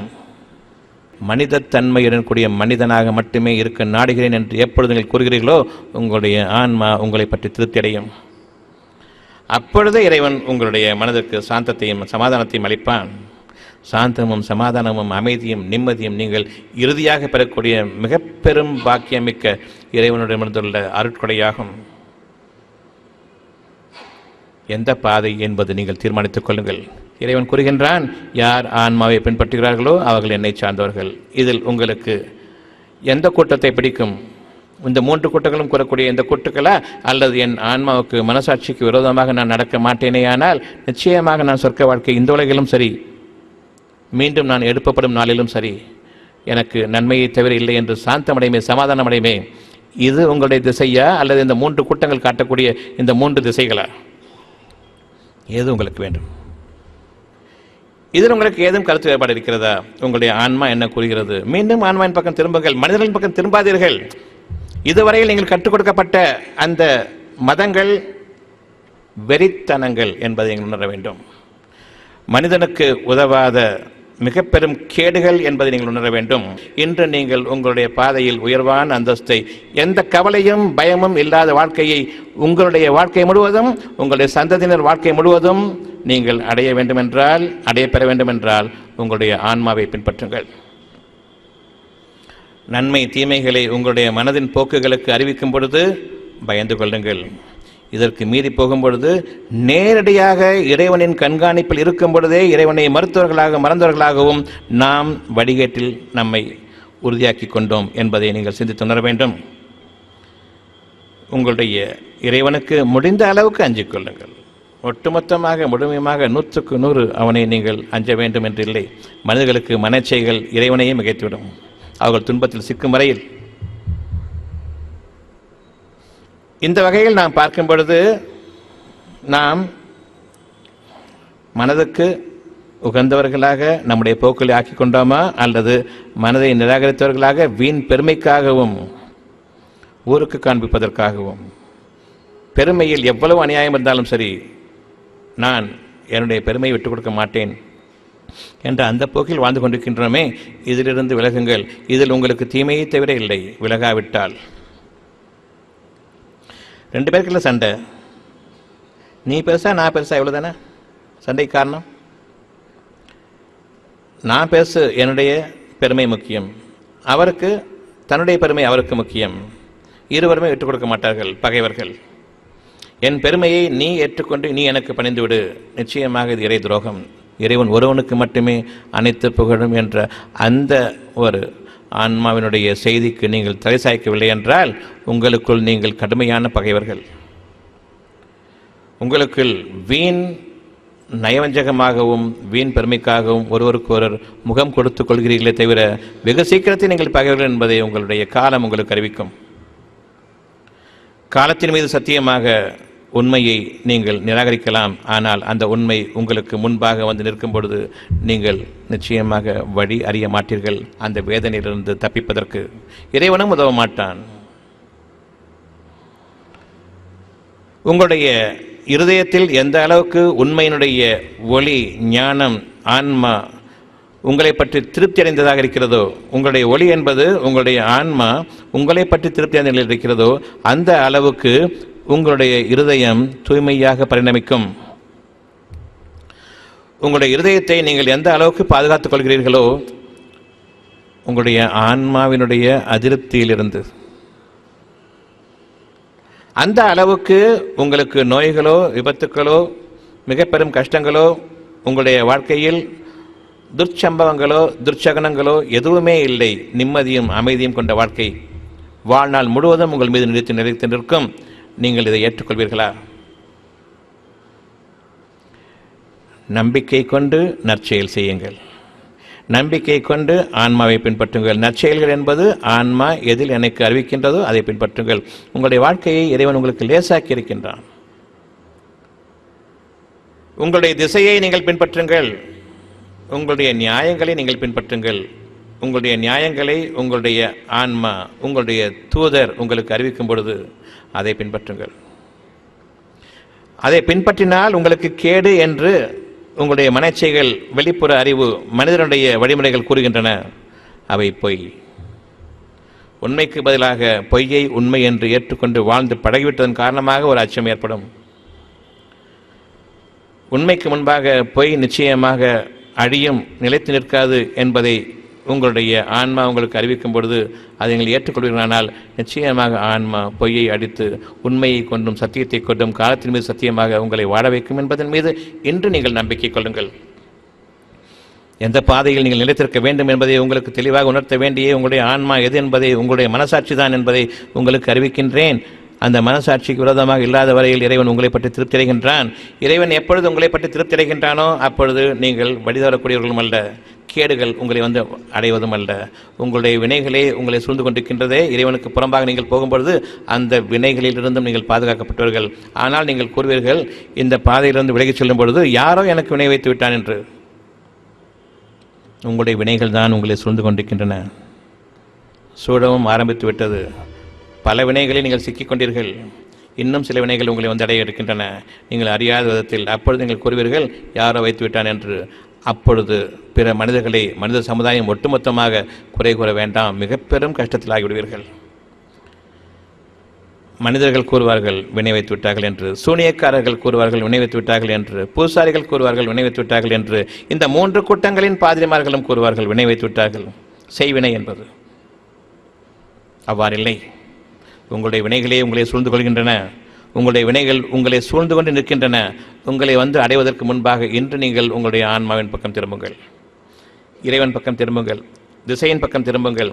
நீங்கள் எந்த காரியத்தில் ஈடுபட்டிருந்தாலும் உங்களுடைய ஆன்மாவே உங்களுடைய பிரார்த்தனைக்கான திசையாகும். நீங்கள் பிரார்த்திக்கும் பொழுது கண்ணை மூடுகிறீர்கள். எந்த வெளியுலகமும் இந்த பிரார்த்தனையை ஏற்க முடியாது, இந்த பிரார்த்தனையை நிறைவேற்றி தர முடியாது. வெளி உலகில் இருக்கக்கூடிய என் பார்வைக்கு தட்டுப்படக்கூடிய எந்த ஒரு சக்தியும் எனக்கு உதவி செய்ய முடியாது என்பதை நீங்கள் உணர வேண்டி உங்களுடைய கண்கள் மூடுகின்றன. அந்த கண்கள் மூடிய நிலையில் நீங்கள் பிரார்த்தனை செய்தால் தவிர உங்களுடைய பிரார்த்தனைகளை பற்றி உங்களுக்கு நிச்சயமாக ஒரு நிம்மதி இருக்காது. பிரார்த்தனை புரிந்திருக்கின்றோம் என்ற அமைதி ஏற்படாது. கண்ணை மூடிக்கொண்டால் இப்பொழுது செய்யக்கூடிய பிரார்த்தனைக்கு நிச்சயமாக இதில் ஒரு அமைதி இருக்கிறது. எப்படி இது சாத்தியம்? கண்ணை மூடுவதற்கும் திறப்பதற்கும் ஏன் இவ்வளவு பெரிய வேறுபாடு? அறிந்து கொள்ளுங்கள். உங்களுக்கு நன்மை ஏற்பட வேண்டும் என்றால் வெளி உலகத்திலிருந்து, வெளியுலக சக்திகளிலிருந்து, பிற மனிதர்களிடமிருந்து உங்களுக்கு எந்த உதவியும் இல்லை. அவ்வாறு எதிர்பார்ப்பீர்களானால் உங்களுக்கு இறுதியில் துக்கமே உங்களுடைய முடிவான கூலியாக இருக்கும். உங்களுடைய ஆன்மாவையும் இருதயத்தையும் நம்புங்கள். இறைவன் ஒருவன் உங்களுக்கு இருக்கின்றான் என்பதை உணர்த்தும் அந்த பாதையில் நீங்கள் இறைவனுக்காக வழி அறியாத நிலையில் பொறுமையை மேற்கொள்ளுங்கள். இது நிச்சயமாக மிக்க உறுதியான பாதையாகும். பொறுமைக்கு மிஞ்சிய வழி அறியாத நிலையில் நீங்கள் செய்யக்கூடிய மகத்தான ஒரு காரியம், இதை மிஞ்சிய ஒரு காரியம் உலகில் கிடையாது.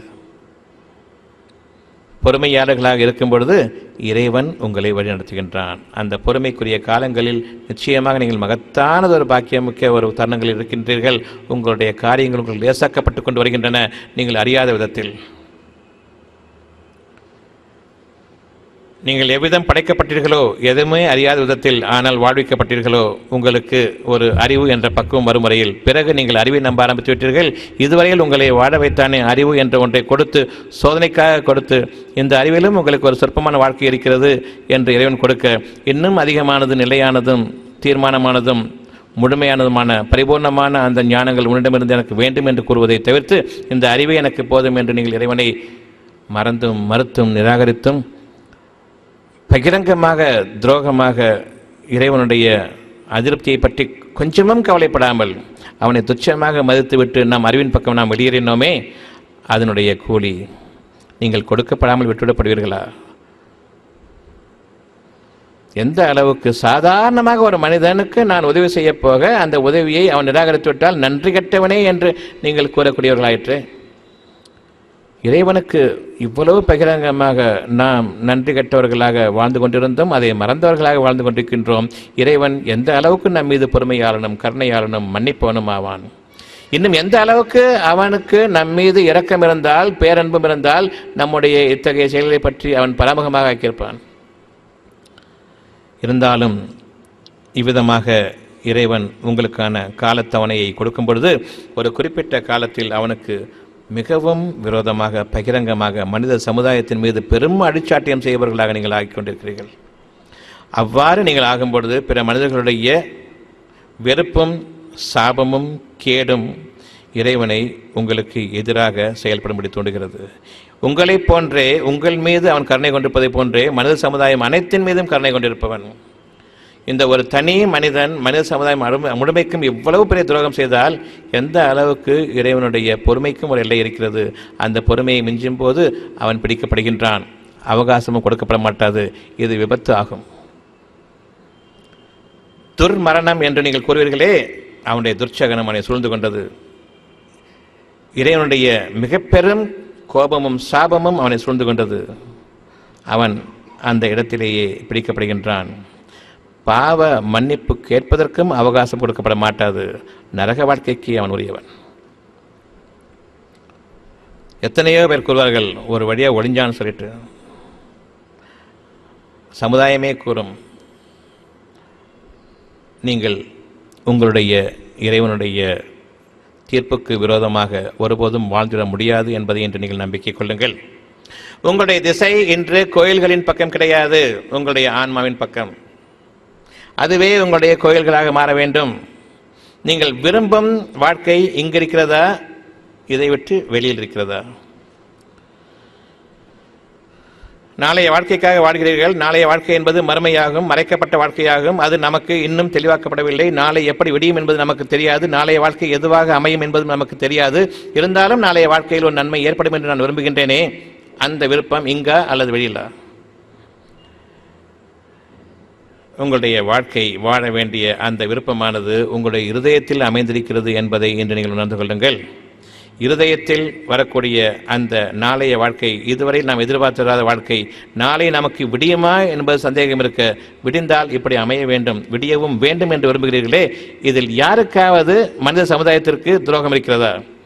நான் நாளை வாழ்வதைக் கொண்டு மனித சமுதாயத்திற்கு எதுவும் நஷ்டம் இருக்கிறதா? எனக்காக எவரையும் துன்புறுத்தாமல், எவருடைய உதவியும் நாடாமல், மனிதனுடைய எந்த விதமான பாதுகாப்போ அவனிடமிருந்துள்ள ஒரு நன்மையோ நான் அவனிடமிருந்து நாடவில்லை. என் இறைவன் எனக்கு போதுமானவன் என்று நம்பிக்கை கொள்கின்றேனே, இந்த நம்பிக்கையின் மீது நான் நிலைத்திருக்கும் பொழுது யாருக்கும் எந்த விதமான கஷ்டமோ நஷ்டமோ நான் ஏற்படுத்தி விடுவதில்லை. இந்த வாழ்க்கை பிறருக்கு பாரமாக அமையுமா? நிச்சயமாக இல்லை. இது என் இறைவனுக்கும் எனக்கும் இருக்கக்கூடிய பந்தம். நம்பிக்கை கொண்டேன், என் இறைவன் எனக்கு மேலான பாக்கியங்களை தருவான் என்று நம்பிக்கை கொண்டு அந்த நம்பிக்கையில் நாம் வாழ்ந்து கொண்டிருக்கின்றோம். ஏதோ ஒரு நம்பிக்கையின் அடிப்படையில் நாளை வாழ்ந்து கொண்டிருக்கிறீர்கள், எனக்கு நாளை நன்மையாக விடியும் என்று. அந்த நம்பிக்கையின் மீது நான் நிலைத்திருக்கும் வரையில் நான் இறைவனுக்கு துரோகம் செய்யவில்லை, மனிதர்களுக்கும் எந்த விதத்திலும் நான் பாரமாகவும் இல்லை. என் இறைவனுக்கு மீறி நான் எவரையும் இறைவனுக்கு இணையாக ஆக்கிக்கொண்டு அவர்களிடம் நாம் என்னுடைய தேவைகளுக்காக உதவி கேட்டு அவர்களை துன்புறுத்தவும் இல்லை. எனவே என்னுடைய வாழ்க்கையின் மீது நான் நாளைய வாழ்க்கையின் மீது நம்பிக்கை கொண்டவனாகத்தான் வாழ்கிறேனே தவிர, நாம் அனைவருமே நாளைய வாழ்க்கைக்குத்தான் வாழ்ந்து கொண்டிருக்கிறோம். இன்றைய வாழ்க்கைக்காக கூட நாம் வாழவில்லை. இன்றைய வாழ்க்கை தானே நிறைவேறி கொண்டிருக்கிறது.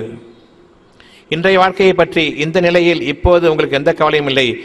நாளைய மறு தருணத்துடைய மறு நிமிடத்துடைய வாழ்க்கையை பற்றித்தான் நமக்கு கவலை. நாளைய வாழ்க்கை உங்களிடம் இல்லை. அவ்வாறு இருக்கும்போது நாளைய வாழ்க்கை என்னிடம்தான் இருக்கிறது என்று நீங்கள் கூறுகிறீர்கள். இறைவனிடமிருந்துள்ள உடனடியான தீர்ப்பு உங்கள் மீது, உங்கள் இதயத்தின் மீது கவலையை தோற்றுவிக்கின்றான். நாளைய வாழ்க்கை இறைவனிடமிருந்து மட்டுமே அல்லாமல் உங்களிடமிருந்து இல்லை என்று இறைவன் வாக்களிக்கின்றான். அது ஆன்மா ஏற்றுக்கொள்கிறது. அந்த ஆன்மா கூறுவதை நாமும் ஏற்றுக்கொண்டோம். நாளைய வாழ்க்கை உங்களிடம் இருக்கிறதா அல்லது இறைவனிடம் இருக்கிறதா? நீங்கள் எப்படி தீர்மானிக்கிறீர்கள்? இந்தந்த விதங்களில் நாளைய என்னுடைய இந்த தேவைகளை நான் நிறைவேற்றிக் கொள்வேன் என்று. அப்படியென்றால் இறைவன் இல்லை, நான் நாளைய வாழ்க்கைக்கு எனக்கு போதுமானவன் என்று நீங்கள் வாழ்கிறீர்களா? அந்த வாழ்க்கையில் உங்களுக்கு நன்மை இல்லை என்பதை நீங்கள் அறிந்து கொள்ளுங்கள். நாளைய வாழ்க்கையை பற்றி இன்று தீவிரமாக யோசிக்க வேண்டாம். ஓரளவுக்கு நாளைய வாழ்க்கையை பற்றி நீங்கள் நினைவு கொள்ளுங்கள்.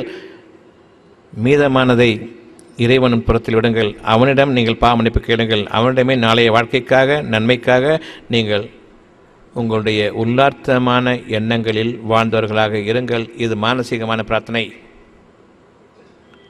உங்களுடைய பிரார்த்தனை வாய் வார்த்தைகளில் வெளிவரக்கூடாது. உங்களுடைய பிரார்த்தனைகள் உங்களுடைய மனம் கேட்க வேண்டும்.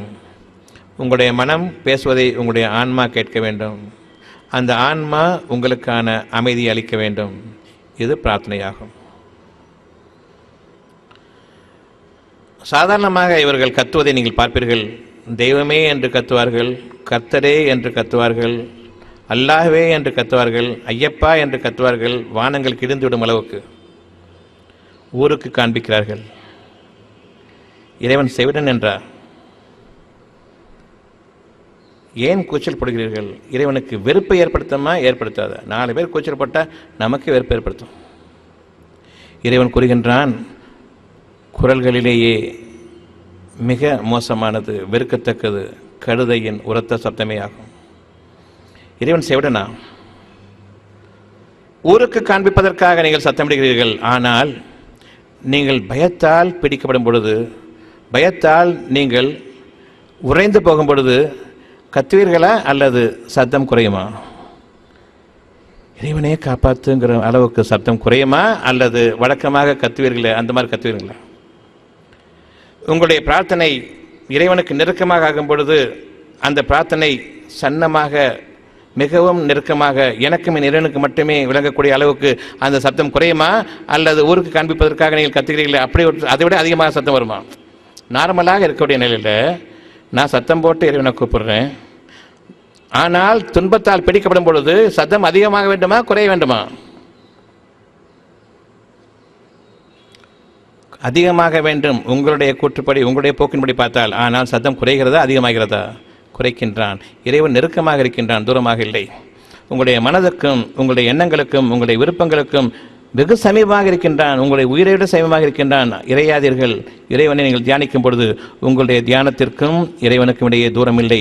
நீங்களே உங்களுடைய இறைவன் பக்கம் இருக்கிறீர்கள். இறைவன் உங்களுக்கு நெருக்கமாக இருக்கின்றான். எதை விட உயிரை விட சமீபமாக இருக்கின்றான். எனவேதான் துக்கத்தில் நான் வாடும் பொழுது என்னுடைய இறைவனை நான் அழைக்கும் பொழுது மிகவும் சப்தம் குறைந்து விடுகின்றது. இது உண்மையான பிரார்த்தனையாகும்.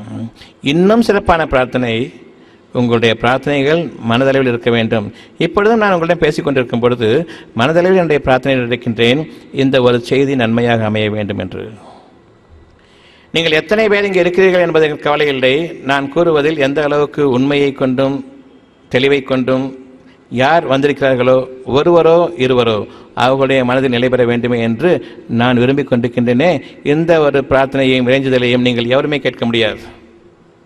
உங்களிடம் சராசரியாக பேசிக் கொண்டிருக்கின்றேன், ஆனால் உள்ளுக்குள் என்ன இருக்கிறது என்பதை நீங்கள் அறிய மாட்டீர்கள். இது பிரார்த்தனையாகும். நீங்கள் அனைவரும் மனிதர்கள்.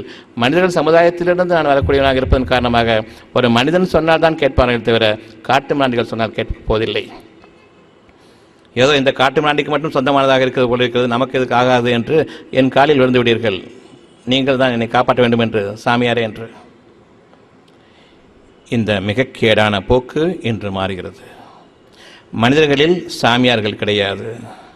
மனிதர்களில் இவர் மூலமாக நான் இறைவனை அடைவேன் என்ற அந்த பாதை கிடையாது. உங்களுக்கு ஆன்மா இருக்கிறது, அது இறைவனுடைய வாக்கு. அங்கு இருக்கும் பொழுது எவன் உங்களுக்கு அருள் வாக்கு கூறுவது? உங்களுடைய ஆன்மாவில் இறைவனுடைய வாக்கு உங்களுக்குள் இறங்கிக் கொண்டிருக்கும் பொழுது இது நன்மை, இது தீமை, இதை விரும்புங்கள், இதை விரும்ப வேண்டாம் என்று கூறிக்கொண்டிருக்கும் பொழுது எந்த ஷைத்தான் உங்களுக்கு அருள் வாக்கு கூறுவான்? கூறுங்கள். நீங்கள் ஷைத்தானாக இருந்தால் தவிர, கெட்ட போக்கில் இருந்தால் தவிர, இறைவனை விட்டு விலகிவிட்டவர்களாக இருந்தால் தவிர, இறைவனை மருத்துவர்களாக மறந்து போனவர்களாக இருந்தால் தவிர, இறைவனுடைய சாபக்கேட்டின் காரணமாக உங்களுடைய போக்கில் விட்டுவிட்டு ஆன்மாவை உங்களுக்கு எடுத்துக் கூறுவதை நிறுத்தி கொண்டால் தவிர, நீங்கள் மனிதனாக இருப்பவன் வேஷமிட்டு கொண்டு நான் அருள்வாக்கு கூறுகிறேன் என்று கேட்கும்பொழுது நீங்கள் அவர்களை நம்பியே தொலைவீர்கள். இன்று நீங்கள் அந்த வாழ்க்கையிலிருந்து விலகுகிறீர்கள். எந்த ஒரு மனிதனும் அருள்வாக்கு என்று கூறுவானேயானால் அவன் பகிரங்கமான மனித துரோகி, இறை துரோகி. நரகத்திற்கே உங்களை அழைத்துச் செல்கிறான் என்பதை நீங்கள் அறிந்து கொள்ளுங்கள். உங்களுடைய செய்தி உங்களுக்கு இருக்கிறது, உங்களுடைய வாழ்க்கையின் வழிமுறை உங்களுக்கு இருக்கிறது. நீங்கள் நன்மையானவர்களா தீமையானவர்கள் என்பது உங்களுக்கு தெரியும். நீங்கள் எந்த பாதையில் திரும்பினால் உங்களுக்கு மனம் அமைதி ஏற்படும் உங்களுக்கு தெரியும். அந்த பாதையை நீங்கள் மேற்கொள்ளுங்கள். இன்று முதல் மனிதர்களில் எவனும் எனக்கு இறைவன் பால் என்னை அழைத்துச் செல்வோன் இல்லை. எனக்கு வழிகாட்டினால் உண்மையாளன், நான் அழைத்துச் செல்கிறேன் என் பின்னால் வாருங்கள் என்று கூறினால் நிச்சயமாக அவன் ஷைத்தான், பகிரங்கமான மனித விரோதி, துரோகி என்பதை அறிந்து கொள்ளுங்கள். உங்களுடைய ஆன்மாவின் பக்கம் நான் உங்களை திருப்பிக் கொண்டிருக்கின்றேன், என் பக்கம் வாருங்கள் என்று ஒருபோதும் நான் உங்களை அழைக்கவில்லை. இங்கு இருக்கக்கூடிய ஒவ்வொருவருக்கும் அவர்களுடைய ஆன்மா என்ன என்பது தெளிவாக கூறப்பட்டிருக்கிறது. உங்களுடைய தொழுகை அறைகளில் உங்களுடைய தொழுகை இல்லை, அறை இங்குதான். உங்களுடைய ஆன்மாவை நீங்கள் அதிகமாக கேளுங்கள், ஆன்மாவிடம் அதிகமாக பேசுங்கள். வாய் திறந்து அல்ல, கேள்விகளால். இது நான் போகிற போக்கு சரியா தவறா தெரியலையே, ஆன்மா பதிலளிக்கும். நான் இந்த தவறை செய்துவிட்டேன், எனக்கு மீட்சி இருக்கிறதா, ஆன்மா பதிலளிக்கும். உங்களுக்கு சாதகமாக பதிலளிக்கும். நம்புங்கள், நம்பிக்கை கொண்டு இனி நற்செயல்களில் தொடருங்கள். இவ்வளவு பெரிய கேடுகளை நான் செய்துவிட்டேனே, இவ்வளவு கேடான பாதையில் நான் மிக பெரும் துரோகங்களை நான் இழைத்து விட்டேனே, எனக்கும் மன்னிப்பு இருக்கிறதா என்று நீங்கள் கேளுங்கள். நிச்சயமாக இறைவன் மன்னிப்போன் என்ற செய்தி அங்கிருந்து வரும், அதை நம்புங்கள். என்னுடைய வாழ்க்கையுடைய நாளைய வாழ்க்கை இருக்கிறதா, ஏற்கனவே நம்பிக்கை இருக்கிறது, நாளைக்கு வாழ வேண்டும் என்று விருப்பம் இருக்கிறது, ஆன்மா அறிவித்து விட்டது, அதை நம்புங்கள். நாளைக்கு வாழ்வேனா, நல்லபடியாக வாழ்வேனா, நல்லபடியாக வாழ வேண்டும் என்று விருப்பம் இருக்கிறது, அது ஆன்மா அறிவித்ததாகவும் நம்புங்கள். உங்களுடைய அனைத்து கேடுகளுக்கும் மேலாக என்னுடைய மனசாட்சியை உறுத்தி கொண்டிருக்கிறது, இதைவிட துரோகம் நான் செய்ய முடியாது, இருந்தாலும் நான் செய்துவிட்டேன், எனக்கு நாளை வாழ்க்கை இருக்கிறதா, இதற்கு முன்பாகவே ஆன்மா குறிவிட்டது நாளைய வாழ்க்கை நன்றாக அமைய வேண்டும் என்று நம்புங்கள். இறைவன் மன்னித்து விட்டான், மன்னிப்பவன், பேர் அருட்கொடையுடையவன், பேரருளாளன், பேரன்பு கொண்டவன். அவனுக்கு மிக்க உதவியாளன் இல்லை, அவனுக்கு மிக்க மன்னிப்பவனும் இல்லை. நம்பிக்கை கொள்ளுங்கள்.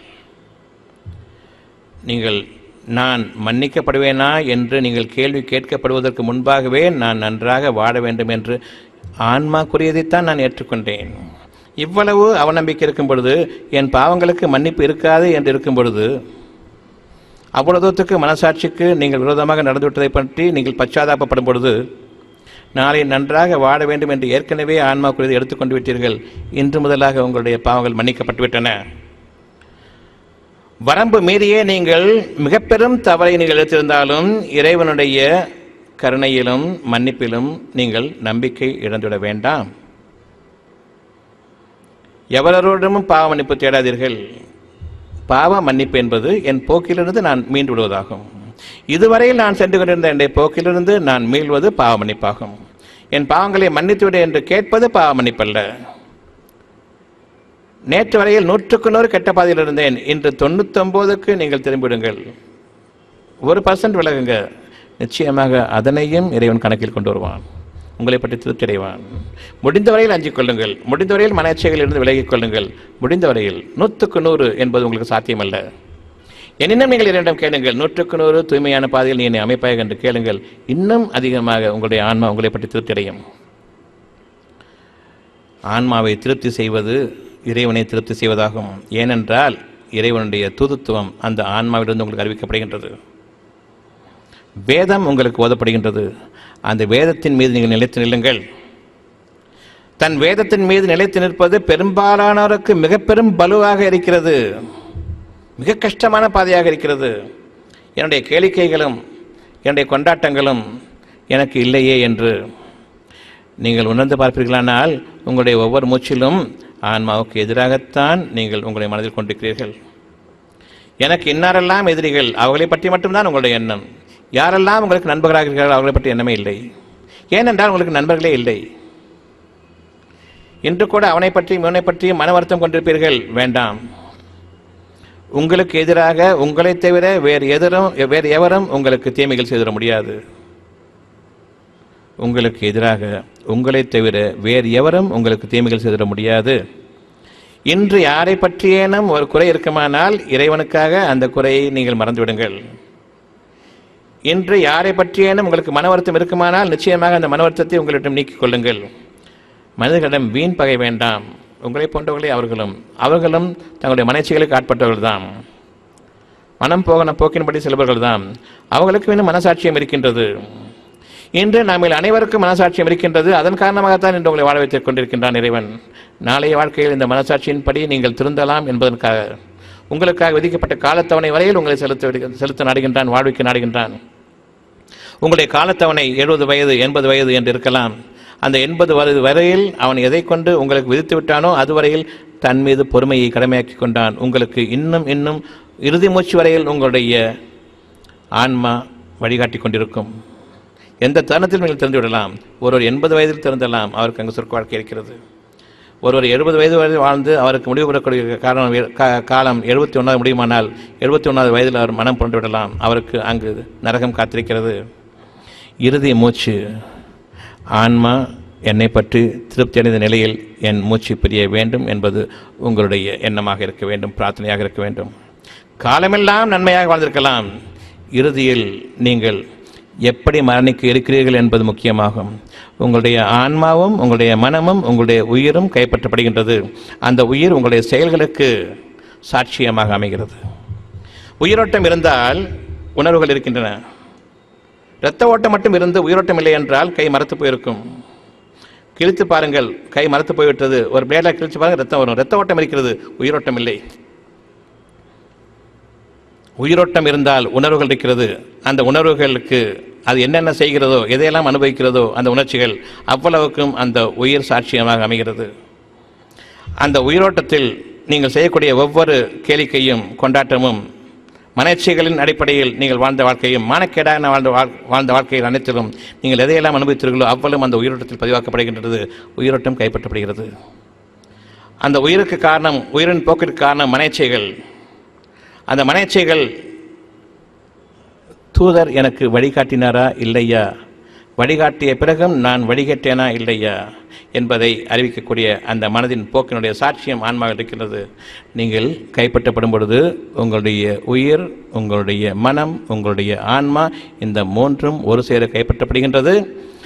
சாட்சியம் நிலைபெறும் காலங்களில் இந்த உயிர் பேசும். ஏனென்றால் அதுதான் அனுபவித்தது. மனம் பேசும். ஆன்மா எனக்கு நன்மையை அறிவித்தது, வழிகாட்டியது. நான் என் மனச்சின் காரணமாக மீறினேன்.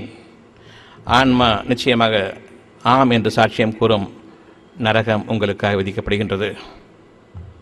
கைகளும் கால்களும் உங்களுக்காக பேசும், உங்களுக்கு எதிரான சாட்சியமாக கூறும்.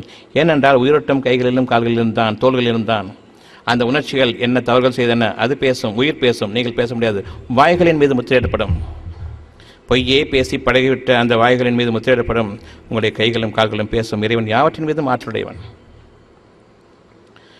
நம்பிக்கை கொண்ட மனிதர்களாக இன்று முதலாக இறைவன் எனக்கு நன்மையை நாடிவிட்டான், என் வாழ்நாள் முழுவதும் நான் வாழும் காலமெல்லாம் இறைவன் எனக்கு அனுமதித்திருக்கின்றான் என்ற வாழ்க்கையை இன்று நான் மாறிவிடுகின்றேன். நான் இன்று என் மனதார மனசாட்சிக்கு விரோதமாக நான் ஈடுபட மாட்டேன் என்று உறுதி கொள்ளும் பொழுது, அதன்படி நடக்கும் பொழுது சில சோதனைகள், சிறு சோதனைகள் உங்களுக்கு வரும். அந்த சோதனைகள் நீங்கள் வெற்றி பெற்றுவிட்டால் நிச்சயமாக முன் செய்த பாவங்கள் மன்னிக்கப்படுகின்றன. பின்னால் விட்டு வந்த பாவங்கள் மன்னிக்கப்படுகின்றன. இனி செய்யப்போகும் பாவங்களுக்காகவும் மன்னிப்பு அங்கிருக்கிறது. இனி செய்யப்போகும் பாவங்களுக்காகவும் இது இறைவன் உங்களுக்கு அறிவிக்கக்கூடிய தன் புறம் இருந்துள்ள வாக்காகும். தன் வாக்குறுதியுடன் மீறமாட்டான்.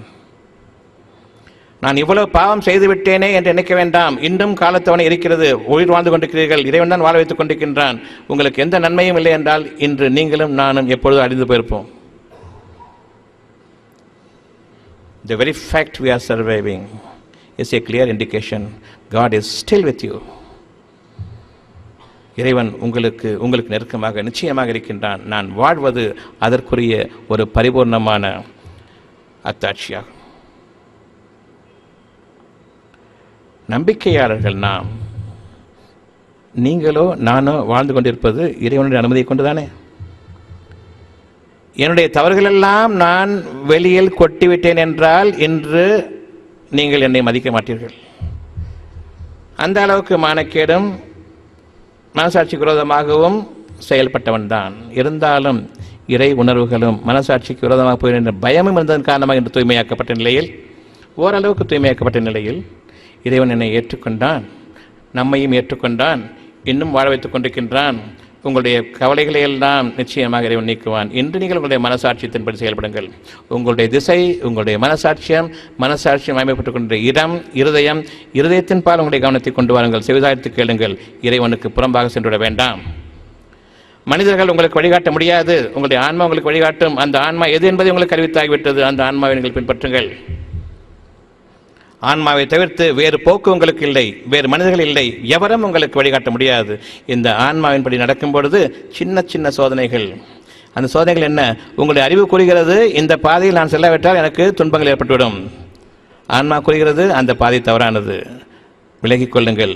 இறைவன் உங்களுக்காக உங்களுடைய காரியங்களை எப்படி நிலைநிறுத்துகிறான் என்பதை நீங்கள் பார்க்க வேண்டும் என்பதற்காக வேண்டி அழகிய சோதனைகளாக உங்களுக்காக சிறு சிறு சோதனைகளாக கொண்டு வருகின்றான். நான் உதவி செய்கிறேன் என்பதை நீங்கள் அறிவதற்காக வேண்டி. ஆனால் ஷைத்தான் நிச்சயமாக உங்களை வழிதவறச் செய்கின்றான். இதையெல்லாம் நம்பிவிடாதே. ஏனென்றால் பார்த்துவிட்டால் நீங்கள் இரண்டு பக்கம் சார்ந்து விடுவீர்கள். இனி உங்களை கெடுக்க அவனுக்கு வழி இல்லை. உங்களுடைய அறிவுக்கு மிஞ்சியது இறைவனுடைய ஞானங்கள். உங்களை சார்ந்தவர்கள் நீங்கள் பொய் சொல்லிவிட்டால், அவருக்கு எதிராக நீங்கள் பொய்யான சாட்சியம் அளிக்காவிட்டால் அவர்கள் துன்பத்திற்கு ஆளாகிவிடுவார்கள், தண்டிக்கப்படுவார்கள் என்று நீங்கள் நம்புகிறீர்கள். உண்மையே பேசுங்கள். இறைவன் எப்படி பாதுகாக்கிறான் என்பதை பாருங்கள். இறைவன் யாவற்றின் மீது ஆற்றலுடையவன். உங்கள் மீது நிச்சயமாக அவன் பேரன்பு கொண்டவனாக இருக்கின்றான். உங்களுக்கு அறிவித்த அறிவு அவன் அறிவித்ததுதான். சொற்பமாக அறிவித்து சோதிப்பதற்காக இதை அறிவித்த, இந்த அறிவை கொடுத்த என்னை உங்களுக்கு மேலாக ஞானமிக்கவன், விரும்பியதை ஆற்றக்கூடியவன் என்று நம்புகிறீர்களா இல்லையா என்பதற்காக நீங்கள் இன்று முதலாக உங்களுடைய ஆன்மாவின் பக்கம் திரும்பிய மகத்தான ஞானம் கொண்ட மனிதர்களாக நீங்கள் மாற வேண்டும். உங்களுடைய திசை இப்பொழுது உங்களுடைய இருதயங்களின் பக்கம் திருப்பப்பட்டிருக்கிறது. அங்கு உங்களுடைய ஆன்மா உங்களுக்கு இறுதியாக சாட்சியம் அளிக்க போதுமானதாக இருக்கின்றது. உங்களுடைய கணக்கு வழக்குகளை, நன்மைக்கும் தீம் உரிய கணக்கு வழக்குகளை கண்காணிக்க போதுமான கணக்கு அதிகாரியாக இருக்க உங்களுடைய ஆன்மாவை இறைவன் அமைத்திருக்கின்றான். இறைவன் உங்களுடைய உயிருக்கும் சமயமாக இருக்கின்றான். நீங்கள் என்ன செய்வது என்று பார்த்து கொண்டவனாக இருக்கின்றான். கண்காணித்தவனாக இருக்கின்றான். உற்று நோக்கினவனாக இருக்கின்றான். இன்னும் உங்களுடைய காலம் முடியவில்லை, இன்னும் உங்களுக்கான நன்மைகள் இருக்கின்றன என்பதை அறிந்திருக்கின்றான். அந்த நன்மைகளை உபயோகப்படுத்துகின்றான். உங்களுக்காக அடக்கி ஆளக்கூடியவனாக இருக்கின்றான். யாரெல்லாம் ஏழைகளாக இருக்கிறோமோ அவர்களை இறைவன் அடக்கி ஆளுகின்றான். இன்னும் கடவுள் நம்பிக்கை இருக்கிறது. இவர்களுக்கு அவர்களுடைய தேவைகளையும் உணவு வசதிகளையும் விரிவாக்கம் செய்துவிட்டால் பூமியில் அநியாயமும் அடிச்சாட்டியமும் செய்ய தலைப்பட்டு விடுவார்கள். எனவே அவர்கள் எல்லா நன்மைகளையும் அழித்து விடுவார்கள். அவர்களுடைய காலத்தவணை இன்னும் அதிகமாக இருக்கின்றது. எனவே நீங்கள் உங்களுடைய நன்மைக்காக இறைவனிடம், உங்களுடைய விசாலமான வாழ்க்கைக்காக அவசரப்பட்டுவிட வேண்டாம். இறைவன் உங்களுடைய தகுதியில் அறிந்தவன். எந்த அளவுக்கு கொடுத்தால் நீங்கள் மனிதர்களாக இருப்பீர்கள், எந்த அளவுக்கு மேல் கொடுத்து விட்டால் நீங்கள் அரக்கர்களாக மாறுவீர்கள் என்பதை இறைவன் நன்கு அறிந்திருக்கின்றான். அங்கு உங்களுடைய நன்மைகள் எல்லாம் ஒரு செகண்ட்லையும் காணாக்கிறீங்களே, அப்படிப்பட்ட ஒரு துர்பாக்கியம் உங்களுக்கு நிகழ வேண்டாம் என்பதற்காக அடக்கி ஆள்வனாக இருக்கின்றான் தன் அடியார்களை. யார் இறைவனுடைய அடியார்கள்? இன்னும் நன்மையின் பால் நம்பிக்கை கொண்டிருக்கிறார்களே, நன்மை செய்தால் நமக்கு நன்மை உண்டு என்று நம்பிக்கை கொண்டிருக்கிறார்களே, அவர்கள் இறைவனை ஏற்றுக்கொண்டவர்கள், இறைவனுடைய நல்லடியார்கள். அந்த உண்மையின் மீது அவர்கள் ஒரு க்ஷணம் தவறினாலும் மறுச்சனம் சாய்ந்து விடுவார்கள். நாம் தவறு செய்யக்கூடாது, தவறு செய்துவிட்டாலும் தவறு செய்துவிட்டோமே என்று வருந்துவார்கள். இவர்கள் நம்பிக்கை கொண்டவர்கள். நன்மைக்கு நன்மைதான் கூலி, தீமைக்கு தீமைதான் கூலி என்பதன் மீது நம்பிக்கை கொண்டவர்கள். அதை இறைவன் நிச்சயமாக செயலாற்றுவான். இறைவன் இந்த நியாய உணர்வுகளின் மீது நிலைத்திருப்பதிலும் தீர்ப்பளிப்பதிலும் தவறுவதில்லை என்பதை இன்னும் உணர்ந்தவர்களாக இருப்பதன் காரணமாக, மனசாட்சிக்கு உகந்தவர்களாக வாழ்ந்து கொண்டிருப்பதன் காரணமாக அவர்களை இன்னும் உயிரோடு விட்டு வைத்திருக்கின்றான். நாம் உயிரோடு இருக்கின்றோம். இப்பொழுது நாம் திரும்புகின்றோம். முன் செய்த பாவங்கள் நமக்கு மன்னிக்கப்படுகின்றன. எந்த சந்தேகமும் இல்லாமல் மன்னிக்கப்படுகின்றன. நீங்கள் நம்பிக்கை கொள்ள வேண்டும். நம்பிக்கை கொண்டு யார் நற்செயலின் பால் முந்திக் கொள்கிறார்களோ, இத்தகையோரை இறைவன் எங்கிருந்த போதிலும் ஒன்று சேர்க்கிறான். ஒவ்வொருவருக்கும் ஒரு திசை இருக்கிறது. அந்த திசை இருதயத்தில் அறிவிக்கப்படுகின்றது. என்னுடைய தேவைகள் வேறு, உங்களுடைய தேவைகள் வேறு. என்னுடைய வாழ்க்கை வேறு, உங்களுடைய வாழ்க்கை வேறு. என்னுடைய சூழ்நிலைகள் வேறு, உங்களுடைய சூழ்நிலைகள் வேறு. ஒவ்வொருவரும் தன்னுடைய சூழ்நிலைகளிலிருந்தும் தன்னுடைய தேவைகளிலிருந்தும் நிறைவை பெற விரும்புகிறார்கள், பூர்ணத்துவத்தை அடைய விரும்புகிறார்கள். ஒவ்வொரு திசையையும் அது எந்த திசையில் சென்றால் நன்மையானது என்பது இறைவன் அறிந்திருக்கின்றான். நீங்களோ நானோ என் திசையை பற்றி, நீங்களோ உங்களுடைய திசையை பற்றி நானோ அறிந்தவன் இல்லை. இன்று உங்களுடைய ஆன்மா முழுமையான ஒளியாக உங்களுக்கு இருந்து ஞானமிக்க பாதையை உங்களுக்கு காட்ட வேண்டுமென்றால், உங்களுடைய கேடுகளுக்கு இதுவரையில் பிறரை குறை கண்டிருந்தீர்களே, அந்த குறை உங்களுக்கு வேண்டாம். குறை கண்டு கொண்டிருந்த அந்த பாதை உங்களுக்கு இனி வேண்டாம். நன்மையான பாதைகளின் மீது நிலைத்திருக்கக்கூடிய அந்த பாதைகள் உங்களுக்கு வேண்டும். அந்த பாதைகளில் நீங்கள் தவறவும் வேண்டாம். அதில் உங்களுக்கு நஷ்டமும் இல்லை. இறைவன் தன் அருளை கொண்டு உங்களை பாதுகாக்க போதுமானவன். குறை காண முடியாத அந்த வாழ்க்கை, பிறரை பற்றி நான் கொண்டிருந்த அந்த குறைகளை நீக்கிக் கொண்டேன். பிறரை பற்றி எனக்கு அவன் துரோகம் இழைத்து விட்டான் என்று நான் கொண்டிருந்த அந்த உணர்வுகளை விட்டும் நான் விலகிக் கொண்டேன். பிறரை பற்றிய மன வருத்தம் எனக்கு இல்லை. நீங்கள் நேர்வழியில் இருப்பவர்கள். இறைவன் உங்களுக்கு போதுமானவன். இன்று முதலாக 2 1, பிறரை பற்றிய குறைகளை இனி நீங்கள் கூற வேண்டாம். அடுத்தது, பிறரை பற்றிய குறைகளை கொண்ட மன வருத்தத்தையும் நீங்கள் நீக்கிக் கொள்ளுங்கள். இறைவன் உங்களுக்கு போதுமானவன். இறைவனை அறிவிக்கும் பொழுதும், இறைவன் உங்களுக்கு அறிவிக்கும் பொழுதும் ஏற்றுக்கொள்ளுங்கள். இறைவனும் பிரார்த்தனை செய்யும் போதும் மனதுக்குள் தான். மனிதனாக மாறுங்கள். அது ஒன்றுதான் இறைவனுக்கு நெருக்கமானதாகும். இறைவனுக்கு உங்களுடைய பக்தியை காட்டுங்கள், மனிதர்களுக்கு காட்டாதீர்கள். எப்பொழுது நீங்கள் மனிதர்களுக்கு உங்களுடைய பக்தியை காட்டுகிறீர்களோ அன்று இறைவனை விட்டும் பூர்ணமாக விலகிவிட்டீர்கள். எந்த நன்மையும் உங்களுக்கு இல்லை. எனக்கு எந்த அடையாளமும் இல்லை. நான் இறைவனுக்கு உகந்தவன். அடையாளங்களை கொண்டு வாழ்கிறானால் நிச்சயமாக பகிரங்கமான இறைவனுக்கு துரோகிகளாகவும் இறைவனுடைய வெறுப்புக்கும் ஆளாவீர்கள். உங்களுக்கு கற்றுக் கொடுத்த இந்த மனிதர்கள் பெரும் வழிகட்டியை கற்றுக் கொடுத்திருக்கிறார்கள். இன்று நான் உங்களை உங்களுடைய ஆன்மாவின் பக்கம் திருப்புகின்றேன். உங்களுடைய இறைவன் உங்களுக்கு நெருக்கமானவன், உங்களுக்கு உதவி புரிய போதுமானவன் என்ற அந்த அடிப்படையில் இன்று நீங்கள் இன்று வரை வாழ்ந்து கொண்டிருந்த அந்த வாழ்க்கையை விட்டும் உயர்ந்து விட்டீர்கள். உயர்வான இந்த நிலையிலிருந்து நீங்கள் இறங்கிவிட வேண்டாம். இந்த உபதேசத்தின் அடிப்படையில் இந்த வகுப்பை இன்று நான் முடிக்கிறேன். உங்களுடைய கேள்விகள் அனைத்துக்கும் விடை கிடைத்துவிட்டது. இறுதியாக பெருநாளை பற்றிய ஒரு கேள்வி. நாம் இதுவரையில் நஷ்டங்களில் வாழ்ந்து கொண்டிருக்கின்றோம், கஷ்டங்களில் வாழ்ந்து கொண்டிருக்கின்றோம். நான் விரும்பிய வாழ்க்கையை இன்னும் வாழவில்லை. என் மனதில் ஏற்கனவே நிறைய கேடுகள் அமைந்திருக்கின்றன. பிறரை பற்றிய குறைகளும் குற்றங்களும் நிச்சயமாக நான் கூறிக்கொண்டிருக்கின்றேன். இந்த பாவங்களே எனக்கு போதுமானதாக இருக்கின்றது. இறைவன் கூறுகின்றான், நீங்கள் செய்து கொண்டிருக்கூடிய பாவங்களுக்காக, இன்னும் தொடர்ந்து நீங்கள் செய்து கொண்டிருக்கூடிய பாவங்களுக்காக பிறரை பற்றிய மன வருத்தங்களை வச்சிருப்பீங்க. நீங்கள் இன்னும் நான் விலகவில்லை. அந்த மன வருத்தங்களில் நான் விலகிக் கொள்ள வேண்டும் என்று நான் விரும்புகிறேன். என் இறைவன் துணை நிற்பானாக என்ற அந்த உறுதியுடன் நீங்கள் நம்பிக்கை கொள்ளுங்கள். இப்பொழுது என் மனதிலிருந்து பிறர் மனதில் எனக்கு கேடு விளைத்து விட்டார்கள் என்ற அந்த எண்ணம் இனிக்கூடாது. பரிகாரம் என்ற பேச்சு கிடையாது. பிற மனிதர்களை பற்றிய மன வருத்தங்களை நான் நீக்கிக்கொள்ள எனக்கு நான் விளைவித்துக் கொண்ட வினைகள் என்னை விட்டு நீங்கிவிட்டன. வேறு எந்த பரிகாரமும் வேண்டாம். எந்த மனிதத்திலும் சென்று விடாதீர்கள். உங்களுடைய வினைகளுக்கு காரணம் பிற மனிதர்களை குறை கூறியதும் இன்னும் அந்த குறைகளை வைத்திருப்பதும் தான். இன்று நீங்கள் பிறரை பற்றிய மன வருத்தங்களை நீக்கிக் கொள்ளுங்கள். உங்களுக்கு உங்கள் இறைவன் போதுமான என்ற அந்த உண்மையை நிலைத்திருங்கள். இன்று உங்களை சூழ்ந்திருந்த வினைகள் உங்களை விட்டு நீங்கிவிட்டன. இனியும் நீங்கள் செய்து கொண்டிருக்கிற பாவங்களுக்காக அதிகமாக அடுங்கள், குறைவாக சிரித்துக் கொள்ளுங்கள். இது இறைவனுடைய வேத வாக்காகும். நீங்கள் சம்பாதித்துக் கொண்டிருக்கும் பாவங்களுக்காகவும் சம்பாதிக்க இருக்கும் பாவங்களுக்காகவும் இன்னும் நீங்கள் முழுமையாக தெரிந்து கொள்ளாத நிலையில் உங்களை பற்றி அச்சம் கொண்டவர்களாக நீங்கள் வாழ்ந்து கொண்டிருக்கிற வாழ்க்கையின் எந்த சமயத்தில் எது நேருமோ என்று பயந்து கொள்ளுங்கள். அந்த இறையச்சம் உங்களை வாழ்நாள் முழுமைக்கும் காப்பாற்றும். அப்படி இருக்க இறையச்சமும் உள்ளுணர்வுகளில் உள்ள பயமும், நான் திருந்த வேண்டுமே என்ற ஆதங்கமும், என்னை இறைவன் மன்னித்து விட்டானா என்ற கேள்வியும், அதனுடன் கூடிய நம்பிக்கையும் கொண்டு நீங்கள் உள்ளச்சத்துடன் வாழும் காலமெல்லாம் இறைவன் உங்களை பாதுகாக்க போதுமானவன் என்று இறைவன் கூறிக்கொண்டிருக்க, இன்னும் நீங்கள் சம்பாதித்த பாவங்களுக்காக குறைவாக சிரித்துக் கொள்ளுங்கள், அதிகமாக அடுங்கள் என்றும் உங்களுக்கு எச்சரிக்கை செய்திருக்க, கொண்டாடப் போகிறேன் பெருநாளை. அந்த பெருநாளில் களியாட்டங்களும் கூத்தாட்டங்களும் கொண்டாட்டங்களும், இறைவனை மறுப்பதும், அதற்காக ஒரு நாளை தேர்ந்தெடுத்துக் கொண்டு பகிரங்கமாக இறைவனுக்கு விரோதமாக செயல்படக்கூடிய அந்த ஒரு நாளில் உங்களுக்கு மரணம் அடைந்தால் நீங்கள் நரகவாசிகள். இது பெருநாள் அல்ல, ஷைத்தானின் திருநாள். கெட்ட சக்திகள் ஒன்றிணையக்கூடிய மகத்தான ஒரு கேடான நாள். நமக்கு கொண்டாட்டம் கிடையாது. உள்ளட்சமும் பச்சாதாபமும், நான் பாவங்களுக்கு மன்னிக்கப்பட வேண்டும் என்ற ஏக்கமும் ஆதங்கமும் பிரார்த்தனையும் உங்களுடைய வாழ்க்கையாக அமைய வேண்டும். கொண்டாட்டம், களியாட்டம், கூத்தாட்டம், இறைவனை மறந்து சந்தோஷமாகவும் ஜாலியாக சிரித்து கொண்டும் பேசிக்கொண்டும் திரியக்கூடிய இந்த நாள் ஷைத்தான்கள் உங்களுக்காக ஏற்படுத்திய நாள். உங்களுக்கு பெருநாள் கிடையாது. நம்முடைய செயல்களுக்காக பயந்து கொள்ளக்கூடிய நாள். நாளைய நாளில் மற்ற மனிதர்களிடையே மிஞ்சிய மகத்தான திருநாளாக, என்றென்றும் திருநாளாக வாழக்கூடிய அந்த ரம்யமிக்க பாக்கியமிக்க என்னுடைய துன்பங்கள் எல்லாம் நீக்கப்பட்ட, என்னுடைய பாவங்கள் எல்லாம் மன்னிக்கப்பட்ட அந்த நாட்களுக்காக இன்று நான் இறையச்சம் கொள்கின்றேன். நான் இறைவனை மறப்பதற்காக ஒரு நாளை, அது திருநாள் என்றும் பண்டிகை நாள் என்றும் கூறக்கூடிய இந்த மனிதர்களை ஒருபோதும் நான் அண்டி வாழ மாட்டேன், அவர்கள் சேரவும் மாட்டேன். நமக்கு பண்டிகை திருநாட்கள் கிடையாது. என்னுடைய மன அமைதிக்காக இறைவனை இறைஞ்சி என்னுடைய பிரார்த்தனைகள், இறைவன் என்னை பாவங்களை மன்னிக்க வேண்டுமே, நேரில் செலுத்த வேண்டும் என்ற ஆதங்கத்துடனும் ஆசையோடும் அந்தரங்கத்துடனும் அச்சத்தோடும் வாடிய நாட்கள் எல்லாம் எனக்கு மகத்தான நாட்கள், திருநாட்கள், கொண்டாடக்கூடிய நாட்கள் அல்ல.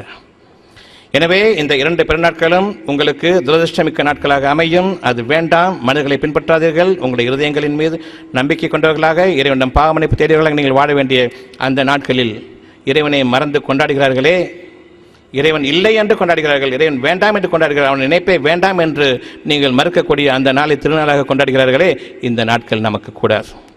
இதுவரையில் நாம் அந்த பாவத்தை செய்தோம், இன்னும் செய்யக்கூடாது. இதற்காக எந்த மனிதரும் நீங்கள் கேட்க வேண்டியதில்லை. உங்களுடைய ஆன்மாவை கேளுங்கள். நீங்கள் செய்து கொண்டிருக்கிற பாவங்களுக்கு, செய்துவிட்ட பாவங்களுக்கு இந்த திருநாளில் உங்களுக்கு ஒரு துக்கமான நாள் அமைந்து விடுமானால் ஏன் பெருநாள் கொண்டாடாமல் துக்கமான நாளாக கொண்டாடுகிறீர்கள்? ஒரு வருடம் போலாம் நான் கொண்டாட மாட்டேன். ஏன்? என்ன ஆயிற்று? திருநாள் துக்கமான நாளாக அமைந்து விட்டது. அந்த துக்கமான நாள் வந்தால்தானா? இன்று நான் பாவங்கள் செய்திருக்கின்றேன் என்ற துக்கத்திற்கு நீங்கள் அஞ்ச வேண்டாமா? உங்களுக்கு பெருநாள் இல்லை என்பதை, திருநாள் இல்லை என்பதை, பண்டிகை நாள் இல்லை என்பதை. உங்களுக்காக ஒரு துக்கமான நிகழ்ச்சி இருந்து விட்டால் அன்று உங்களுக்கு பண்டிகையும் இல்லை, தீபாவளியும் இல்லை, கொண்டாட்டம் இல்லை, எதுவும் இல்லை. அப்படி தானே? ஏன் இல்லை? துக்கமான நாள் நிகழ்ந்து விட்டது.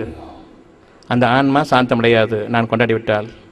இப்பொழுது நீங்கள் கொண்டாடுகிறீர்கள். உங்கள் ஆன்மாவுக்கு எதிராக அவ்வளவு பாவங்களும் நிறைந்திருக்க, வாழ்க்கையை ஒரு மனிதர்களோடு சேர்ந்து கொண்டு வெளிப்படையாக உண்மை இல்லாததை செயற்கையாக நீங்கள் அமைத்துக்கொண்டு சந்தோஷமாக இருப்பதற்காக ஒரு நாள் அமைத்துக் கொண்டீர்களே, உங்களை நீங்களே ஏன் ஏமாற்றிக் கொள்கிறீர்கள்? இறைவன் பெருநாள் கடை விதிக்கவில்லை. உங்களுடைய திருநாட்களை நீங்கள் அடைய வேண்டும் என்று நீங்கள் நம்பிக்கை கொண்டவர்களாக நற்செயலின் பால் முந்திக் கொண்டு வாருங்கள். உங்களுடைய பாவங்களுக்காக மன்னிப்பு கேட்டவர்களாக இருங்கள். இதை உங்களுக்கு அனுமதித்திருக்கின்றான். ஆகவே பெருநாட்கள் கூடாது. ஏன் கூடாது? ஷைத்தான்களால் உருவாக்கப்பட்டது, இறைவனால் வெறுக்கப்பட்டது. இறைவன் உங்களுக்காக அனுமதித்திருப்பதெல்லாம் அஞ்சிக் கொள்ளுங்கள், அவ்வளவுதான். உங்களுடைய பாவங்களுக்காக பாவ மன்னிப்பு தேடுங்கள், அவ்வளவுதான். உங்களுடைய பாவங்களுக்காக பச்சாதாபப்படுங்கள் என்பதுதான். எவ்வளவு அதிகமாக நீங்கள் இறைவனிடம் தெரிஞ்சுக்கிறீர்களோ உங்களுடைய பாவ மன்னிப்புக்காக, அந்த அளவுக்கு அது உங்களுக்கு திருநாளாக இருக்கும். அது எந்நாளும் உங்களுக்கு வேண்டியதாக இருக்கின்றது. ஒரு குறிப்பிட்ட நாளில் கொண்டாடுவது உங்களுக்கு நிச்சயமாக விலக்கப்பட்டதும் வெறுக்கப்பட்டதும் தடுக்கப்பட்டதுமாக இருக்கின்றது. அதிலிருந்து நாம் விலகிக் கொள்வோம். இன்று இந்த வகுப்பு முடிவடைகிறது.